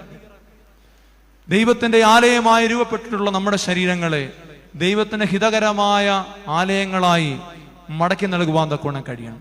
മറിയാം അവരുടെ ഉള്ളിൽ ചില വാതിലുകൾ അടച്ചിട്ടത് കൊണ്ട് അവരുടെ ഉള്ളിൽ കൃപയും സത്യവും വിശുദ്ധിയും നിറയുകയും അവൾ ദൈവപുത്രന് ജന്മം നൽകുകയും ചെയ്തു. അതുകൊണ്ടാണ് അടയ്ക്കപ്പെട്ട വാതിലായിരുന്നവൾക്ക് പിന്നീടൊരു വിശേഷണം ലഭിക്കുന്നത്, അവൾ സ്വർഗത്തിന്റെ വാതിലാകുന്നു. ജീവിതത്തിൽ ചില അടയ്ക്കപ്പെട്ട വാതിലുകളുള്ള മനുഷ്യരാണ് നമുക്ക് സ്വർഗം സമ്മാനിക്കുന്നത്. മാതാവ് അവളുടെ ജീവിതത്തിൽ പാലിച്ച അടച്ചിട്ട വാതിലുകളുടെ അനുഭവം അവളെ സ്വർഗത്തിന്റെ വാതിലാക്കി തീർത്തു. ഈ പെരുന്നാളിൽ മറിയം നമ്മോട് ആവശ്യപ്പെടുന്നത് നമ്മുടെ ജീവിതത്തിന് ചില അടച്ചിട്ട വാതിലുകൾ ഉണ്ടാകണമെന്നും അങ്ങനെ സ്വർഗത്തിന്റെ വാതിലുകളായി നാം രൂപപ്പെടണമെന്നുമാണ്. രണ്ടാമത് മാതാവിന്റെ ജീവിതം ദൈവത്തിന് ഇഷ്ടമുള്ളവരായി തീരുവാൻ തക്കവണ്ണം മാതാവിന്റെ ജീവിതം നമ്മോട് ആവശ്യപ്പെടുന്ന രണ്ടാമത്തെ കാര്യം, ഈ പെരുന്നാളിൽ പ്രത്യാശയുടെ സുവിശേഷമായി നാം മാറണമെന്നുള്ളതാണ്. To being a gospel of hope. ഈ ലോകത്തിൽ പ്രത്യാശയുടെ സുവിശേഷമായി മാറുവാൻ തക്കവണ്ണം നമുക്ക് കഴിയണം. മാതാവിന്റെ ജീവിതം ദൈവത്തിന് ഇഷ്ടമായി തീർന്നതിന്റെ കാരണം അവളുടെ ജീവിതം അനേകർക്ക് പ്രത്യാശ നൽകിയ, പ്രത്യാശയുടെ സുവിശേഷമായി മാറിയ ജീവിതമായിരുന്നു എന്നാണ്. ആദ്യം പറഞ്ഞത് അവൾ അടയ്ക്കപ്പെട്ട വാതിലാണെങ്കിൽ ഞാൻ അതിനോട് ചേർത്ത് ഇവിടെ ഒരു കാര്യം പറയാം. ഇവിടെ ഇവൾ അനേകരുടെ സങ്കടങ്ങൾക്ക് മുമ്പിൽ തുറക്കപ്പെട്ടൊരു ഹൃദയമുള്ളവളായിരുന്നു എന്നുള്ളതാണ്. ഒന്നാമത് അവിടെ ജീവിതത്തിന് അടയ്ക്കപ്പെട്ട അനവധി വാതിലുകൾ ഉണ്ടായിരുന്നു എന്ന് പറയുമ്പോൾ അതേ സമയത്ത് തന്നെ സങ്കടങ്ങൾക്ക് മുമ്പിൽ തുറക്കപ്പെട്ടൊരു ഹൃദയമുള്ളവളായിരുന്നു മറിയം. ആ തുറക്കപ്പെട്ട ഹൃദയം ഉണ്ടാവുക എന്നുള്ളതാണ് ഈ പെരുന്നാളിൽ മറിയമിനെ പോലെ ദൈവത്തിന് ഇഷ്ടമുള്ളവരായി തീരുവാൻ നമുക്ക് ചെയ്യുവാൻ തക്കോണം കഴിയുന്ന കാര്യം. അപരന്റെ നിശബ്ദമായ സങ്കടങ്ങളെ കേൾക്കുവാനുള്ളൊരു കാതുണ്ടാകണം, അവരെ കരുതുവാനുള്ളൊരു ഹൃദയവും ഉണ്ടാകണമെന്ന് മാതാവ് ആവശ്യപ്പെടുകയാണ്. കാനാവിലെ വിരുന്നിൽ ഒരുപാട് പേരുണ്ടായിരുന്നല്ലോ. പക്ഷെ അവിടെ വേറെ ആരും അവരുടെ രഹസ്യമായ ഈ സങ്കടത്തെ കണ്ടു എന്നവിടെ പറയുന്നില്ല, തിരിച്ചറിഞ്ഞു എന്ന് പറയുന്നില്ല. ആരോടും പറയാനാവാത്ത വിധം അവർ ഉള്ളിൽ കൊണ്ടു നടന്ന ഒരു സങ്കടത്തെ തിരിച്ചറിയാനുള്ളൊരു ഹൃദയവും അത് മനസ്സിലാക്കാനുള്ളൊരു കാതും മറിയമിനുണ്ടായി എന്നുള്ളതാണ്. പ്രിയമുള്ളവരെ, ഈ ഒരു കാഴ്ച, ഈ ഒരു കേൾവി നമുക്ക് പകർന്നു നൽകുന്നത് അവരുടെ ഉള്ളിലുള്ള അനുകമ്പയുടെ സുഗന്ധത്തെയാണ്, കരുണയുടെ ആർദ്രതയുടെ സുഗന്ധത്തെയാണ്. കാരണം സങ്കടങ്ങൾ അമ്മയുടെ കൂടപ്പുറപ്പായിരുന്നു. അതുകൊണ്ടാണ് അവൾക്കത് തിരിച്ചറിയാൻ പറ്റിയത്. നോക്കിയാട്ടെ, സത്രത്തിൽ ഗർഭിണിയായ ഒരു സ്ത്രീ ഇടം ചോദിച്ചു പോയപ്പോൾ അവിടെ ഉണ്ടായ തിരസ്കരണം, അവൾ എത്രമാത്രം അവളുടെ ആ സങ്കടം ഒന്ന് കാണാൻ അവിടെ ആരും ഉണ്ടായിരുന്നു. അപ്പോൾ ആരോടും പറയാനാവാത്ത സങ്കടം ഉള്ളിൽ പേറുന്നതിന്റെ ദുഃഖം അനുഭവിച്ചവളാണ് ആര്? മറിയം. അതുകൊണ്ടാണ് ആരോടും പറയാനാവാത്തൊരു വേദന അവൾക്ക് മനസ്സിലായത്. പക്ഷെ താൻ കടന്നുപോയ പങ്കുവെക്കാനാവാത്ത വേദനയുടെ നീറനുഭവങ്ങൾ മറ്റാർക്കും ഉണ്ടാകരുതെന്നുള്ളൊരു മനസ്സാർക്കുണ്ടായി? മറിയമിനുണ്ടായി. പെരുമ്പടവം ശ്രീധരൻ മലയാളം ആദരിക്കുന്ന, ലോകം ആദരിക്കുന്ന മലയാള എഴുത്തുകാരനാണ്. അതിനൊരു കഥയുണ്ട്, രണ്ട് സങ്കടങ്ങൾ കൂട്ടിമുട്ടുമ്പോൾ അതിൽ ഇപ്രകാരം ഒരു വരിയുണ്ട്: സങ്കടങ്ങൾക്ക് അങ്ങനെ എന്തെല്ലാമോ ഉണ്ട്, അത് മനുഷ്യർക്കിടയിലെ അകൽച്ചകൾ ഇല്ലാതാക്കും. രണ്ട് സങ്കടങ്ങൾ കൂട്ടിമുട്ടുന്ന നിമിഷം വിശുദ്ധമായ ഒന്നാണ്. സത്യത്തിൽ മറിയം ഒരുപാട് സങ്കടങ്ങൾ പേറിയിരുന്നവളാണ്. അതുകൊണ്ടാണ് അവിടുത്തെ ആ സങ്കടത്തെ അവൾക്ക് ഉൾക്കൊള്ളാൻ പറ്റിയതും ആ ഒരു നിമിഷം വിശുദ്ധമായതും. അതുകൊണ്ടാണ് ദൈവപുത്രന്റെ ആദ്യത്തെ അത്ഭുതം അവിടെ പിറന്നത്. പ്രിയമുള്ളവരെ, ഒരേപോലെ സങ്കടത്തിലും വിഷമത്തിലും ആയവളാണ് എലിസബത്തും മറിയമും. എന്നാലും മറിയാം ഓടിപ്പോയതും അവർ ഒരുമിച്ച് കണ്ടുമുട്ടിയതും ഇതുപോലെ രണ്ട് സങ്കടങ്ങൾ കൂട്ടിമുട്ടിയ അതുല്യമായൊരു നിമിഷമായിരുന്നു. ആ വിശുദ്ധമായ നിമിഷത്തിന്റെ ലക്ഷണമായിരുന്നു പരിശുദ്ധ റൂഹായുടെ ആവാസത്താൽ അവളുടെ ഉള്ളിൽ കിടന്ന് കുഞ്ഞ് വെമ്പിയത്. നമ്മുടെ ജീവിതങ്ങളിൽ എപ്പോഴെങ്കിലും നമ്മുടെ സങ്കടവും മറ്റാരുടെയെങ്കിലും സങ്കടവും തമ്മിൽ കൂട്ടിമുട്ടിയ ഒരു വിശുദ്ധമായ നിമിഷം ഉണ്ടായിട്ടുണ്ടോ? അത് തിരിച്ചറിയാനുള്ള അനുകമ്പയുടെ ഒരു മനസ്സ്, അങ്ങനെ വിശുദ്ധമായ ഒരു നിമിഷം നമ്മുടെ ജീവിതങ്ങളിൽ എപ്പോഴെങ്കിലും ഉണ്ടായിട്ടുണ്ട്. ഉണ്ടെങ്കിൽ അവിടെ അത്ഭുതം നടക്കും, ഉണ്ടെങ്കിൽ അവിടെ ആത്മാവിന്റെ അധിവാസം നടക്കും. മറിയമിന്റെ ജീവിതത്തിൽ അതുണ്ടായി. ഈ സങ്കടങ്ങൾ ഉള്ളവർക്ക് നല്ല വേവലിംഗ്, അവർക്ക് മനസ്സിലാകും അങ്ങോട്ടും ഇങ്ങോട്ടും. എങ്കിൽ മാത്രമേ അവരുടെ ജീവിതങ്ങളിൽ പ്രത്യാശയുടെ സുവിശേഷമാകാൻ പറ്റുകയുള്ളൂ. ഒരു കുഞ്ഞ് പെറ്റിനെ, നമുക്കറിയാം പെറ്റ് ഷോപ്പ് ഉണ്ടല്ലോ, പട്ടികളെയും ലവ് ബേർഡ്സിനെയൊക്കെ വളർത്തുന്ന കടയിൽ ചെന്ന് അവനൊരു നായക്കുട്ടിയെ വേണം, ഒരു പട്ടിക്കുഞ്ഞിനെ വേണം. അവൻ അവിടെ ചെന്നു. അപ്പോൾ 7-8 പട്ടിക്കുഞ്ഞുങ്ങൾ നല്ല ആരോഗ്യമുള്ളത് അവനെ കണ്ടപ്പോൾ തന്നെ അതിനകത്തോട്ട് കയറ്റി വിടുമ്പോഴേ അവൻ്റെ അടുക്ക വന്ന് അവൻ്റെ കാലെ നക്കുന്നത്, കയ്യെ നക്കുന്നത്, നല്ല ആരോഗ്യമുള്ള ഓടിക്കളിക്കുന്ന പട്ടിക്കുഞ്ഞുങ്ങൾ ധാരാളമുണ്ട്. പക്ഷെ അവൻ നോക്കിയപ്പോൾ ഒരു പട്ടിക്കുഞ്ഞ് മാത്രം ഇങ്ങനെ ഏന്തി വലിഞ്ഞ്, അത് ഒരല്പം മുടന്തുള്ള പട്ടിക്കുഞ്ഞാണ്. അപ്പം ബാക്കിയുള്ള പട്ടികൾക്കൊക്കെ $5 വിലയാണ്, $5. അപ്പം പക്ഷേ ഇവൻ ഈ ഓരോന്നിൻ്റെ വില പറഞ്ഞു കഴിഞ്ഞിട്ട് ഈ കുഞ്ഞ് പറഞ്ഞു, എനിക്ക് ആ മുടന്തുള്ള, ആ നടക്കാൻ വിഷമമുള്ള ആ കുഞ്ഞിനെ മതി. അപ്പം കടക്കാരൻ ഇവന്റെ ഇത് കണ്ടിട്ട് പറഞ്ഞു, ഇവന് പൈസ ഇല്ലാഞ്ഞിട്ടായിരിക്കും. അപ്പം അയാൾ പറഞ്ഞു, അങ്ങനെയാണെങ്കിൽ നീ അത് ഇവർ വയ്യാത്ത കുഞ്ഞിനെ മതിയെന്ന് പറയുകയും ചെയ്തു, അതിന് നീ വേണേ വെറുതെ എടുത്തു. അപ്പം എനിക്ക് വെറുതെ വേണ്ട, പൈസ കൊടുത്ത് തന്നെ അവൻ ആ പട്ടിക്കുഞ്ഞിനെ മേടിച്ചു. പക്ഷെ അപ്പൊ ഈ കടക്കാരൻ വലിയ അത്ഭുതമായി. അയാൾ ഈ കവറിനകത്താക്കി പട്ടിക്കുഞ്ഞിനെ മേടിച്ച് ഇങ്ങനെ തോളിൽ വെച്ച് അവനിങ്ങനെ പോകാൻ ഇറങ്ങുമ്പോൾ ഈ കടയുടെ ഉടമസ്ഥൻ ചോദിച്ചു, വൈ, എന്തുകൊണ്ടാണ് ഇതുണ്ടായിരുന്നിട്ട് നീ ഇതിനെ തിരഞ്ഞെടുത്തത്? അപ്പോഴാണ് ഈ 12 വയസ്സുള്ള 14 വയസ്സുള്ള ഈ ബാലൻ അവന്റെ പാൻസ്, ഒരു കാലിൽ വലത് കാലിന്റെ പാൻസ് ഒന്ന് ചുരുട്ടി മേലോട്ട് വെച്ച് കാണിച്ചപ്പോൾ അവന് മുട്ടിന് താഴെ വെച്ച് കാലില്ല. അവൻ കൃത്രിമമായ കാല് വെച്ചുകൊണ്ടാണ് നടക്കുന്നത്. അവനത് കാണിച്ചു കൊടുത്തിട്ട് ആ കടക്കാരൻ എന്നോട് പറഞ്ഞു, എന്നോടൊപ്പം ഓടിക്കളിക്കാൻ ഇതിനെ പറ്റൂ, അവരോടൊപ്പം ഓടാൻ എനിക്ക് പറ്റില്ല. എന്നോടൊപ്പം ഓടാൻ കഴിയും, പിന്നെ അതിനെയും എനിക്ക് നല്ലതുപോലെ മനസ്സിലാകും. ഈ ഒരു മനോഭാവങ്ങളിലേക്ക് വരുമ്പോഴാണ് പ്രിയമുള്ളവരെ അനുകമ്പയുടെ, ആർദ്രതയുടെ ആത്മീയത, പ്രത്യാശയുടെ ദീപമായി, സുവിശേഷമായി നാം ചിലപ്പോഴൊക്കെ മാറണത് അങ്ങനെയാണ്. നമ്മുടെ ദൈവവും അനുകമ്പയുള്ള ദൈവമായിരുന്നത്. വിശുദ്ധ മത്തായിയുടെ സുവിശേഷം 12-ാം അധ്യായം 20-ാം വാക്യം എത്ര മനോഹരമായൊരു വാക്യമാണെന്നറിയാമോ? ചതഞ്ഞ ഞാങ്ങണ അവൻ ഒടിച്ചു കളയുകയില്ല, പുകയുന്ന തിരി കെടുത്തി കളയുകയുമില്ല. നമ്മുടെ ദൈവത്തിന്റെ സ്നേഹമാണത്. ചതഞ്ഞു കിടക്കുന്ന ഞാങ്ങണ ആരെങ്കിലും ഒന്ന് പിടിച്ചാൽ തന്നെ അത് ഒടിഞ്ഞു പോകും. പുകയുന്ന തിരി അങ്ങോട്ടൊന്ന് ചെന്ന് ഊതിയാൽ മതി, അത് കെടും. പക്ഷെ നമ്മുടെ ദൈവം ചതഞ്ഞ ഞാങ്ങണ ഒടിഞ്ഞു പോകണമെന്ന് ആഗ്രഹിക്കുന്ന ദൈവമല്ല. പുകയുന്ന തിരി കെടുത്തിക്കളയണമെന്നും ആഗ്രഹിക്കുന്ന ദൈവമല്ല. ചതഞ്ഞതിനെയും മുറിവേറ്റതിനെയും ഒക്കെ മുറിവ് വെച്ച് കെട്ടുന്ന സ്നേഹവാനായ, ആദരവാനായ ഒരു ദൈവമാണ്.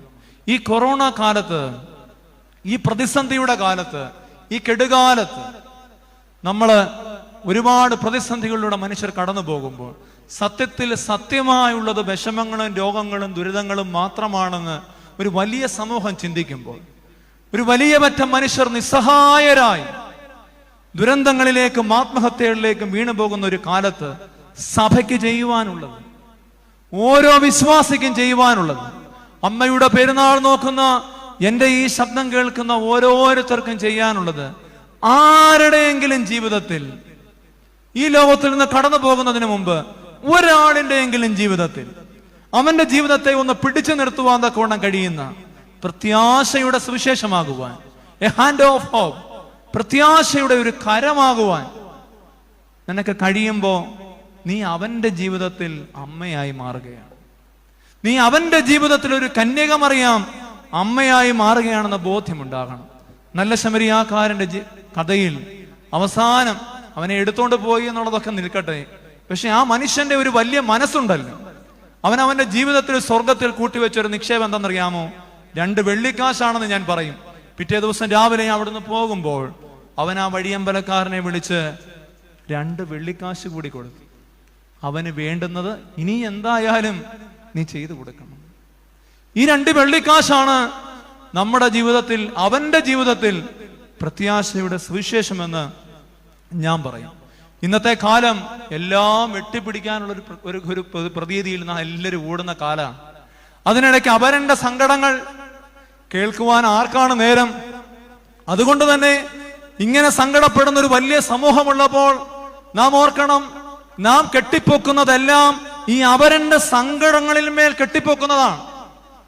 ഇതിനെപ്പറ്റി വലിയ വേദനിച്ചൊരു പിതാവായിരുന്നു നമ്മെ നയിച്ച അഭിയന്ന ഗീവർഗീസ് മാർ ഒസ്താത്തിയോസ് തിരുമേനി. അദ്ദേഹത്തിന്റെ തിയോളജി ഓഫ് ക്ലാസ്ലെസ് സൊസൈറ്റി എന്ന പുസ്തകത്തിൽ തിരുമേനി പറയുന്ന ഒരു വാചകമുണ്ട്: The world is full of incomplete towers of Babel. They repeat to us the same old story, that which God builds will be complete and perfect. അവരന്റെ സങ്കടങ്ങളിൽ മേൽ നമ്മൾ ഇങ്ങനെ നമ്മുടെ സുഖസൗകര്യങ്ങൾ പൊക്കിക്കെട്ടി പോകുമ്പോൾ തിരുമേനി പറയുകയാണ്, ഇന്ന് ലോകം മുഴുവൻ the world is full of incomplete towers of Babel. പൂർത്തിയാക്കപ്പെടാത്ത തകർന്നു പോയ ബാബേൽ ഗോപുരങ്ങൾ കൊണ്ട് ഇന്ന് ലോകം നിറഞ്ഞിരിക്കുകയാണ്. നമുക്ക് ചുറ്റും ഇങ്ങനെ അഹങ്കാരത്തിന്റെ, സ്വാർത്ഥതയുടെ ബാബേൽ ഗോപുരങ്ങൾ തകർന്നടിഞ്ഞിരിക്കുന്ന ഒരു ലോകമാണ് നാം ഇന്ന് ജീവിക്കുന്നത്. അതുകൊണ്ട് തിരുമേനി പറയുകയാണ്, ഇതൊക്കെ നമ്മളോട് പറയുന്നത് ഒരേ സത്യമാണ്. എന്താണ് ആ സത്യം? ദൈവം പണിതത് മാത്രമേ പൂർണ്ണതയുള്ളതുള്ളൂ. ദൈവം പണിതത് മാത്രമേ നിലനിൽക്കുന്നതുള്ളൂ. അതുകൊണ്ട് നമ്മുടെ ജീവിതങ്ങളിൽ ഈ അപരന്റെ സങ്കടങ്ങൾക്ക് നിരാശ നൽകിക്കൊണ്ട് പ്രത്യാശയുടെ അനുഭവത്തിലേക്ക് അവനെ നയിക്കാതെ നാം നേടിയെടുക്കുന്നതെല്ലാം നമ്മെ ദുഃഖത്തിന്റെ ചുഴിയിലേക്ക് കൊണ്ടുവന്ന് എത്തിക്കുമെന്നുള്ളതിന് യാതൊരു സംശയവുമില്ല. സങ്കടങ്ങൾ ഉണ്ടാകുന്നതല്ല സത്യത്തിൽ വലിയ ദുഃഖം, സങ്കടങ്ങളിൽ ഒറ്റപ്പെട്ടു പോകുന്നതാണ്. ആരെങ്കിലും ഒന്ന് കൂടെ ഉണ്ടെങ്കിൽ ഏത് സങ്കടവും നമുക്ക് താങ്ങാവുന്നതാണ്. അതുകൊണ്ടാണ് ഈ ആറ്റൂർ രവിവർമ്മയുടെ ഒരു കവിതയുണ്ട്, ഏകാന്തതയുടെ ദുഃഖം. ഇതിൽ അദ്ദേഹം പറയുന്ന ഇപ്രകാരമാണ്: ഒപ്പം നടക്കാനില്ലാരും, ഇല്ലെങ്ങും ചെന്നു ചേരുവാൻ, ചെയ്യുവാൻ ഒന്നുമില്ലാഞ്ഞീ കടൽക്കരയിലെത്തി ഞാൻ, ഒരാഹ്ലാദം പകർന്നിടാൻ, ഒരു ദുഃഖമിറക്കുവാൻ, ഓർത്തിടുവാൻ മറക്കുവാനും ഇല്ലാതിവിടെത്തി ഞാൻ. ഒന്ന് ഓർക്കാനുമില്ല, ഒന്നും മറക്കാനുമില്ല, ഒപ്പം നടക്കാനും ആരുമില്ല, എങ്ങും പോകുവാനുമില്ല, ഒന്നും ചെയ്യുവാനുമില്ലാത്ത വണ്ണം ഏകാന്തതയുടെ ദുഃഖത്തിൽ ആത്മഹത്യയിലേക്ക് വീണുപോകുന്ന എത്രയോ കുടുംബങ്ങളുടെ കഥകൾ, സംഭവങ്ങൾ, വാർത്തകൾ നമ്മെ ഭീതിപ്പെടുത്തുന്ന വണ്ണം വന്നുകൊണ്ടിരിക്കുന്ന ഒരു കാലഘട്ടത്തിൽ ഈ ഏകാന്തതയുടെ മധ്യത്തിൽ ആരുടെയെങ്കിലും ജീവിതത്തിൽ ഒരു പ്രത്യാശയുടെ തിരിതെളിക്കുവാൻ തക്കവണ്ണം ഈ പെരുന്നാളിൽ അമ്മ നമ്മോട് ആവശ്യപ്പെടുകയാണ്. ഈ ഞായറാഴ്ചയിലെ മനോരമ സപ്ലിമെന്റിൽ നിങ്ങൾ വായിച്ചു കാണും. നമ്മുടെ പ്രിയപ്പെട്ട TJ ജോഷുവ അച്ഛൻ എഴുതിയ എന്റെ ചിന്താവിഷയം എന്ന് പറയുന്ന ഒരു പങ്ക്തിയിലെ പ്രത്യാശയുടെ അനുഭവങ്ങൾ വായിച്ചുകൊണ്ട് ഒരു ടീച്ചറും അവരുടെ കുടുംബവും ആത്മഹത്യയിൽ നിന്ന് പിന്മാറിയ ഒരു ചരിത്രം അതിൽ എഴുതിയിരുന്നു. ഇന്നലെ ഗുരു വന്ദനത്തിന് ദിവസം അച്ഛൻ്റെ അടുക്കൽ പോയപ്പോൾ അച്ഛൻ പറഞ്ഞതും, ഇത്രയും അച്ഛന്മാരെയൊക്കെ പഠിപ്പിച്ചെങ്കിലും ജീവിതത്തിലെ ഏറ്റവും വലിയ സംതൃപ്തി നൽകുന്ന ദിനം, അങ്ങനെ ഒരാളിന്റെ ജീവിതത്തിൽ എന്റെ വാക്കുകൾ കൊണ്ട് ഒരാൾ മരണത്തിൽ നിന്ന് ജീവിതത്തിലേക്ക് മടങ്ങി വന്നെങ്കിൽ അതിനേക്കാൾ വലിയൊരു സന്തോഷം എനിക്കില്ല എന്നാണ്. നോക്കൂ, അച്ഛൻ പോലും അറിയാതെ ഒരു കുടുംബത്തിൽ 4-5 പേരുടെ ജീവിതത്തിൽ ഒരു മനുഷ്യൻ ഒരു പ്രത്യാശയുടെ സുവിശേഷമായി മാറുകയാണ്. നമ്മുടെ ജീവിതം കൊണ്ട് എന്താർത്ഥമാണ് പ്രിയമുള്ളവരെ ഉള്ളതെന്ന് നാം ചിന്തിക്കണം. ലയണൽ മെസ്സി, നിങ്ങൾക്കറിയാം, ഫുട്ബോള് കളിക്കുന്ന അറിയുന്ന കുഞ്ഞുങ്ങൾക്കെല്ലാം അറിയാവുന്ന, ലോകത്തിൽ ഫുട്ബോളിന്റെ മെഷിഹ എന്ന് വരെ പ്രകീർത്തിക്കപ്പെടുന്ന, ലോകത്തിലെ ഏറ്റവും സമ്പന്നനായ ഒരുപക്ഷെ ഫുട്ബോളർ എന്ന് പറയാം. ആയിരക്കണക്കിന് ഡോളർ ഓരോ വർഷവും പ്രതിഫലമായി ലഭിക്കുന്ന ഫുട്ബോൾ താരമാണ് ഇന്ന്. അദ്ദേഹത്തിന്റെ ജീവിതത്തെ പറ്റി പറയുന്ന ഒരു കാര്യമുണ്ട്. 11ാമത്തെ വയസ്സിൽ അസ്ഥികൾ ക്ഷയിക്കുന്ന രോഗം വന്നൊരു കുഞ്ഞായിരുന്നു. പക്ഷെ അതിനു മുമ്പേ ഫുട്ബോളിൽ ഈ കുഞ്ഞിന്റെ പ്രതിഭ തിരിച്ചറിഞ്ഞ ഒരു ലോകം അവിടെ ഉണ്ടായിരുന്നു. പക്ഷെ 11ാം വയസ്സിൽ കളി തുടങ്ങിയ കുഞ്ഞിന് അസ്ഥി ക്ഷയിക്കുന്ന രോഗം മൂലം പിന്നീട് കളിക്കാൻ പറ്റിയില്ല. പക്ഷെ അന്ന് ആ മനുഷ്യന്റെ ജീവിതത്തിൽ ഒരു പ്രത്യാശയുടെ കരവുമായി വന്നത് ബാഴ്സലോണയിലെ സ്പോർട്സിന്റെ ഡയറക്ടറായിരുന്നു. അദ്ദേഹത്തിന് രോഗമൊക്കെ മാറി, ഇന്ന് ലോകമറിയുന്ന കളിക്കാരനായി അദ്ദേഹം മാറി. പക്ഷെ അന്ന് അദ്ദേഹത്തിന്റെ ജീവിതത്തിൽ ഉണ്ടായ ഒരു പ്രത്യാശയുടെ കരം മെസ്സി മറന്നില്ല. അനവധി സമ്പത്തും കോടിക്കണക്കിന് സമ്പാദ്യവുമായപ്പോൾ അദ്ദേഹം ഒരു മെസ്സി ഫൗണ്ടേഷൻ സ്ഥാപിച്ചു. ആ മെസ്സി ഫൗണ്ടേഷൻ ചെയ്യുന്ന എന്താണെന്നറിയാമോ? പ്രതിഭയുള്ള കുഞ്ഞുങ്ങൾ, അവർക്ക് എന്തെങ്കിലും രോഗം വന്നാൽ രോഗം മൂലം ചികിത്സിക്കാൻ പണമില്ലാതെ അവരുടെ പഠനമോ അവരുടെ പ്രതിഭയോ നഷ്ടമാകരുത്. ഇന്നുവരെ ആയിരക്കണക്കിന് കുഞ്ഞുങ്ങൾക്ക് മെസ്സി ഫൗണ്ടേഷൻ ഈ ഒരു പ്രത്യാശയുടെ സുവിശേഷമായി മാറിയിട്ടുണ്ട്. നമ്മുടെയൊക്കെ ജീവിതങ്ങളിൽ ദൈവം നൽകിയിട്ടുള്ള വലിയ നിയോഗമാണ് ആരുടെയെങ്കിലുമൊക്കെ ജീവിതത്തിൽ ഇങ്ങനെയൊരു അമ്മയായി മാറുക എന്നുള്ളത്. ഈ അമ്മയുടെ പെരുന്നാൾ നമ്മോട് ആവശ്യപ്പെടുന്ന പ്രധാനപ്പെട്ട ഒരു കാര്യവും അതുതന്നെയാണ്. യെശയ്യാപ്രവചനം 58-ാം അധ്യായം 10-ാം വാക്യം, വിശപ്പുള്ളവനോട് നീ താല്പര്യം കാണിക്കുകയും കഷ്ടത്തിലിരിക്കുന്നവന് തൃപ്തി വരുത്തുകയും ചെയ്യുമെങ്കിൽ നിന്റെ പ്രകാശം ഇരുളിൽ ഉദിക്കും, നിന്റെ അന്ധകാരം മധ്യാഹ്നം പോലെയായിരിക്കും. നമ്മുടെ ജീവിതത്തിൽ അന്ധകാര അനുഭവങ്ങൾ മധ്യാഹ്നം പോലെയാകണമെങ്കിൽ വിശപ്പുള്ളവന് നീ തൃപ്തി വരുത്തണം. ഈ ഒരു അനുഭവങ്ങൾ നമ്മുടെ ജീവിതങ്ങളിലും ഉണ്ടാകണം പ്രിയമുള്ളവരെ. എൻ്റെ ജീവിതത്തിലും അങ്ങനെ പ്രത്യാശയുടെ സുവിശേഷമായി മാറിയ ഒരു മനുഷ്യനുണ്ടായിരുന്നു. നമ്മിൽ നിന്ന് ഈ അടുത്ത് കടന്നുപോയ പരിശുദ്ധ ബസേലിയോസ് പൗലോസ് തുതിയൻ ബാവ തിരുമേനി, അദ്ദേഹത്തോടൊപ്പം 12 വർഷത്തോളം ആയിരിക്കുവാൻ തക്കവണ്ണം കഴിഞ്ഞു. 21 വർഷം അദ്ദേഹത്തോട് ചേർന്ന് ശുശ്രൂഷകളിലായിരിക്കുവാനും ദൈവം ഒരു മഹാഭാഗ്യം തന്നു. ആ പരിശുദ്ധനായ പിതാവ് അനേകരുടെ ജീവിതത്തിൽ പ്രത്യാശയുടെ സുവിശേഷമായി മാറിയ ഒരു പിതാവായിരുന്നു. ഞാൻ അച്ഛനായി 2 മാസം കഴിഞ്ഞപ്പോൾ എനിക്കൊരു കാലിന് വേദന വന്നു. ഞാൻ വെല്ലൂരെ ട്രീറ്റ്മെന്റിന് തിരുമേനി എന്നെ വിട്ടു. അവിടെ പോയി ചികിത്സ കഴിഞ്ഞ് വന്നപ്പോൾ ഡോക്ടർമാർ എന്നോട് പറഞ്ഞത് 2 ഓപ്ഷനാണ്. നിങ്ങൾക്ക് കുർബാന ചൊല്ലുന്ന കാര്യത്തിന് ഇച്ചിരി ബുദ്ധിമുട്ടുണ്ടാകും. സോ 2 ഓപ്ഷനേ നിങ്ങളുടെ മുമ്പിലുള്ളൂ. either you have to change your profession or you have to change your position. ഒരേ സമയം ദീർഘമായിട്ട് നിൽക്കുമ്പോൾ കാലിന് വേദനയുണ്ട്. പ്രത്യേകിച്ച് അങ്ങനെ രോഗമോ പ്രതിസന്ധിയോ മരുന്നോ ഒന്നും പറ്റത്തില്ല. ആ പൊസിഷൻ ഒന്ന് മാറി നിന്നാൽ അതങ്ങ് മാറിക്കോളും. അങ്ങനെ ഒരു പ്രത്യേക തരത്തിലുള്ളൊരു പ്രയാസമാണ്. ഇപ്പോൾ കുർബാന ചൊല്ലുന്നതിനിടയ്ക്ക് നമുക്ക് മാറി നിൽക്കാൻ പറ്റുമോ? അപ്പോൾ രണ്ടാമത്തെ option, you have to change your profession. ഇപ്പം വളരെ ആഗ്രഹിച്ച അച്ഛനായി കഴിഞ്ഞ് 2 മാസം കഴിയുമ്പം മാറണമെന്ന് പറഞ്ഞാൽ കുർബാന ചൊല്ലാൻ പറ്റില്ല. ഞാൻ വളരെ മാനസികമായിട്ട് തകർന്നു പോയി. വളരെ മാനസികമായി തകർന്നാണ് വരുന്നത്. 2008 സംഭവം. 2 മാസത്തോളം ഞാൻ കുർബാന ചൊല്ലാതിരുന്നു. പക്ഷെ അവിടെ ഇരുന്ന് പ്രാർത്ഥിച്ചു. കുറച്ചൊക്കെ ധൈര്യമൊക്കെ വന്നു കഴിഞ്ഞ് ഞാനും എൻ്റെ ഭാര്യയുമായിട്ടൊക്കെ ആലോചിച്ചിട്ട് ഒരു ദിവസം അവളുമായി ആലോചിച്ചിട്ട് ഒരു തീരുമാനം ഞാൻ എടുത്തു. ഞാനങ്ങ് എടുക്കുകയാണ്, ഞങ്ങൾ 2 പേരൂടെ. ഇപ്പം എന്തായാലും കുർബാന ചൊല്ലാൻ പ്രയാസമാണ്. അപ്പം തിരുമേനിയോട് പോയി പറയാം, ഏതെങ്കിലും സ്ഥാപനത്തിൻ്റെ, ഏതെങ്കിലും മിഷൻ ഫീൽഡിൻ്റെ കുഞ്ഞുങ്ങളെയൊക്കെ നോക്കുന്ന ഒരു സ്ഥാപനത്തിൻ്റെ ചുമതലയിൽ നമുക്കങ്ങ് മാറാം. നമ്മളായിട്ടൊരു പ്രയാസം ഉണ്ടാക്കണ്ട. അത് തിരുമേനിയോട് നമുക്ക്. ഞാൻ സെമിനാരിൽ MDH ചെയ്തുകൊണ്ടിരിക്കുകയാണ്, മാസ്റ്റർ ഓഫ് തിയോളജി ചെയ്തുകൊണ്ടിരിക്കുന്ന സെമിനാരിയുടെ ക്വാർട്ടേഴ്സിൽ താമസിക്കുകയാണ്. ഞാനിത് പറയാൻ എൻ്റെ കുടുംബവുമായി തിരുമേനി എടുക്കൽ ദേവലോകത്ത് ചെന്നു. അപ്പം എനിക്ക് സങ്കടമൊക്കെ ഉണ്ട്. ഞാൻ തിരുമേനി എടുക്കൽ കയറി. തിരുമേനി ഒരു തീരുമാനമൊക്കെ ഡോക്ടർ പറഞ്ഞത് ഇങ്ങനെയാണ്. പക്ഷെ എനിക്കതിൽ ദുഃഖമൊന്നുമില്ല. ആദ്യമൊക്കെ ഉണ്ടായിരുന്നു. ഇപ്പം ഞാൻ ഇങ്ങനെ ഒരു തീരുമാനമാണ് എടുത്തത്. തിരുമേനി, അപ്പം ഒരാൾ എങ്ങനെയാണ് ഒരാളുടെ ജീവിതത്തിൽ പ്രത്യാശയുടെ സുവിശേഷമാകുന്നതെന്നാണ് ഞാൻ പറയുന്നത്. തിരുമേനി എന്നെ ചേർത്ത് നിർത്തിയിട്ട് പറഞ്ഞു, കുട്ടി എന്നാണ് വിളിക്കാറുള്ളത്. കുട്ടിക്ക് പട്ടം തന്നത് ഞാനല്ലേ. കുട്ടി എന്നു വരെ കുർബാന ചൊല്ലണമെന്ന് ഞാൻ പറയും. അത് കഴിഞ്ഞേ കുർബാന ചൊല്ലുന്ന നിർത്താവുള്ളൂ. കുട്ടിക്ക് പ്രയാസം ഉണ്ടെങ്കിൽ കുട്ടി ഇരുന്നുകൊണ്ട് ചൊല്ലിക്കോ.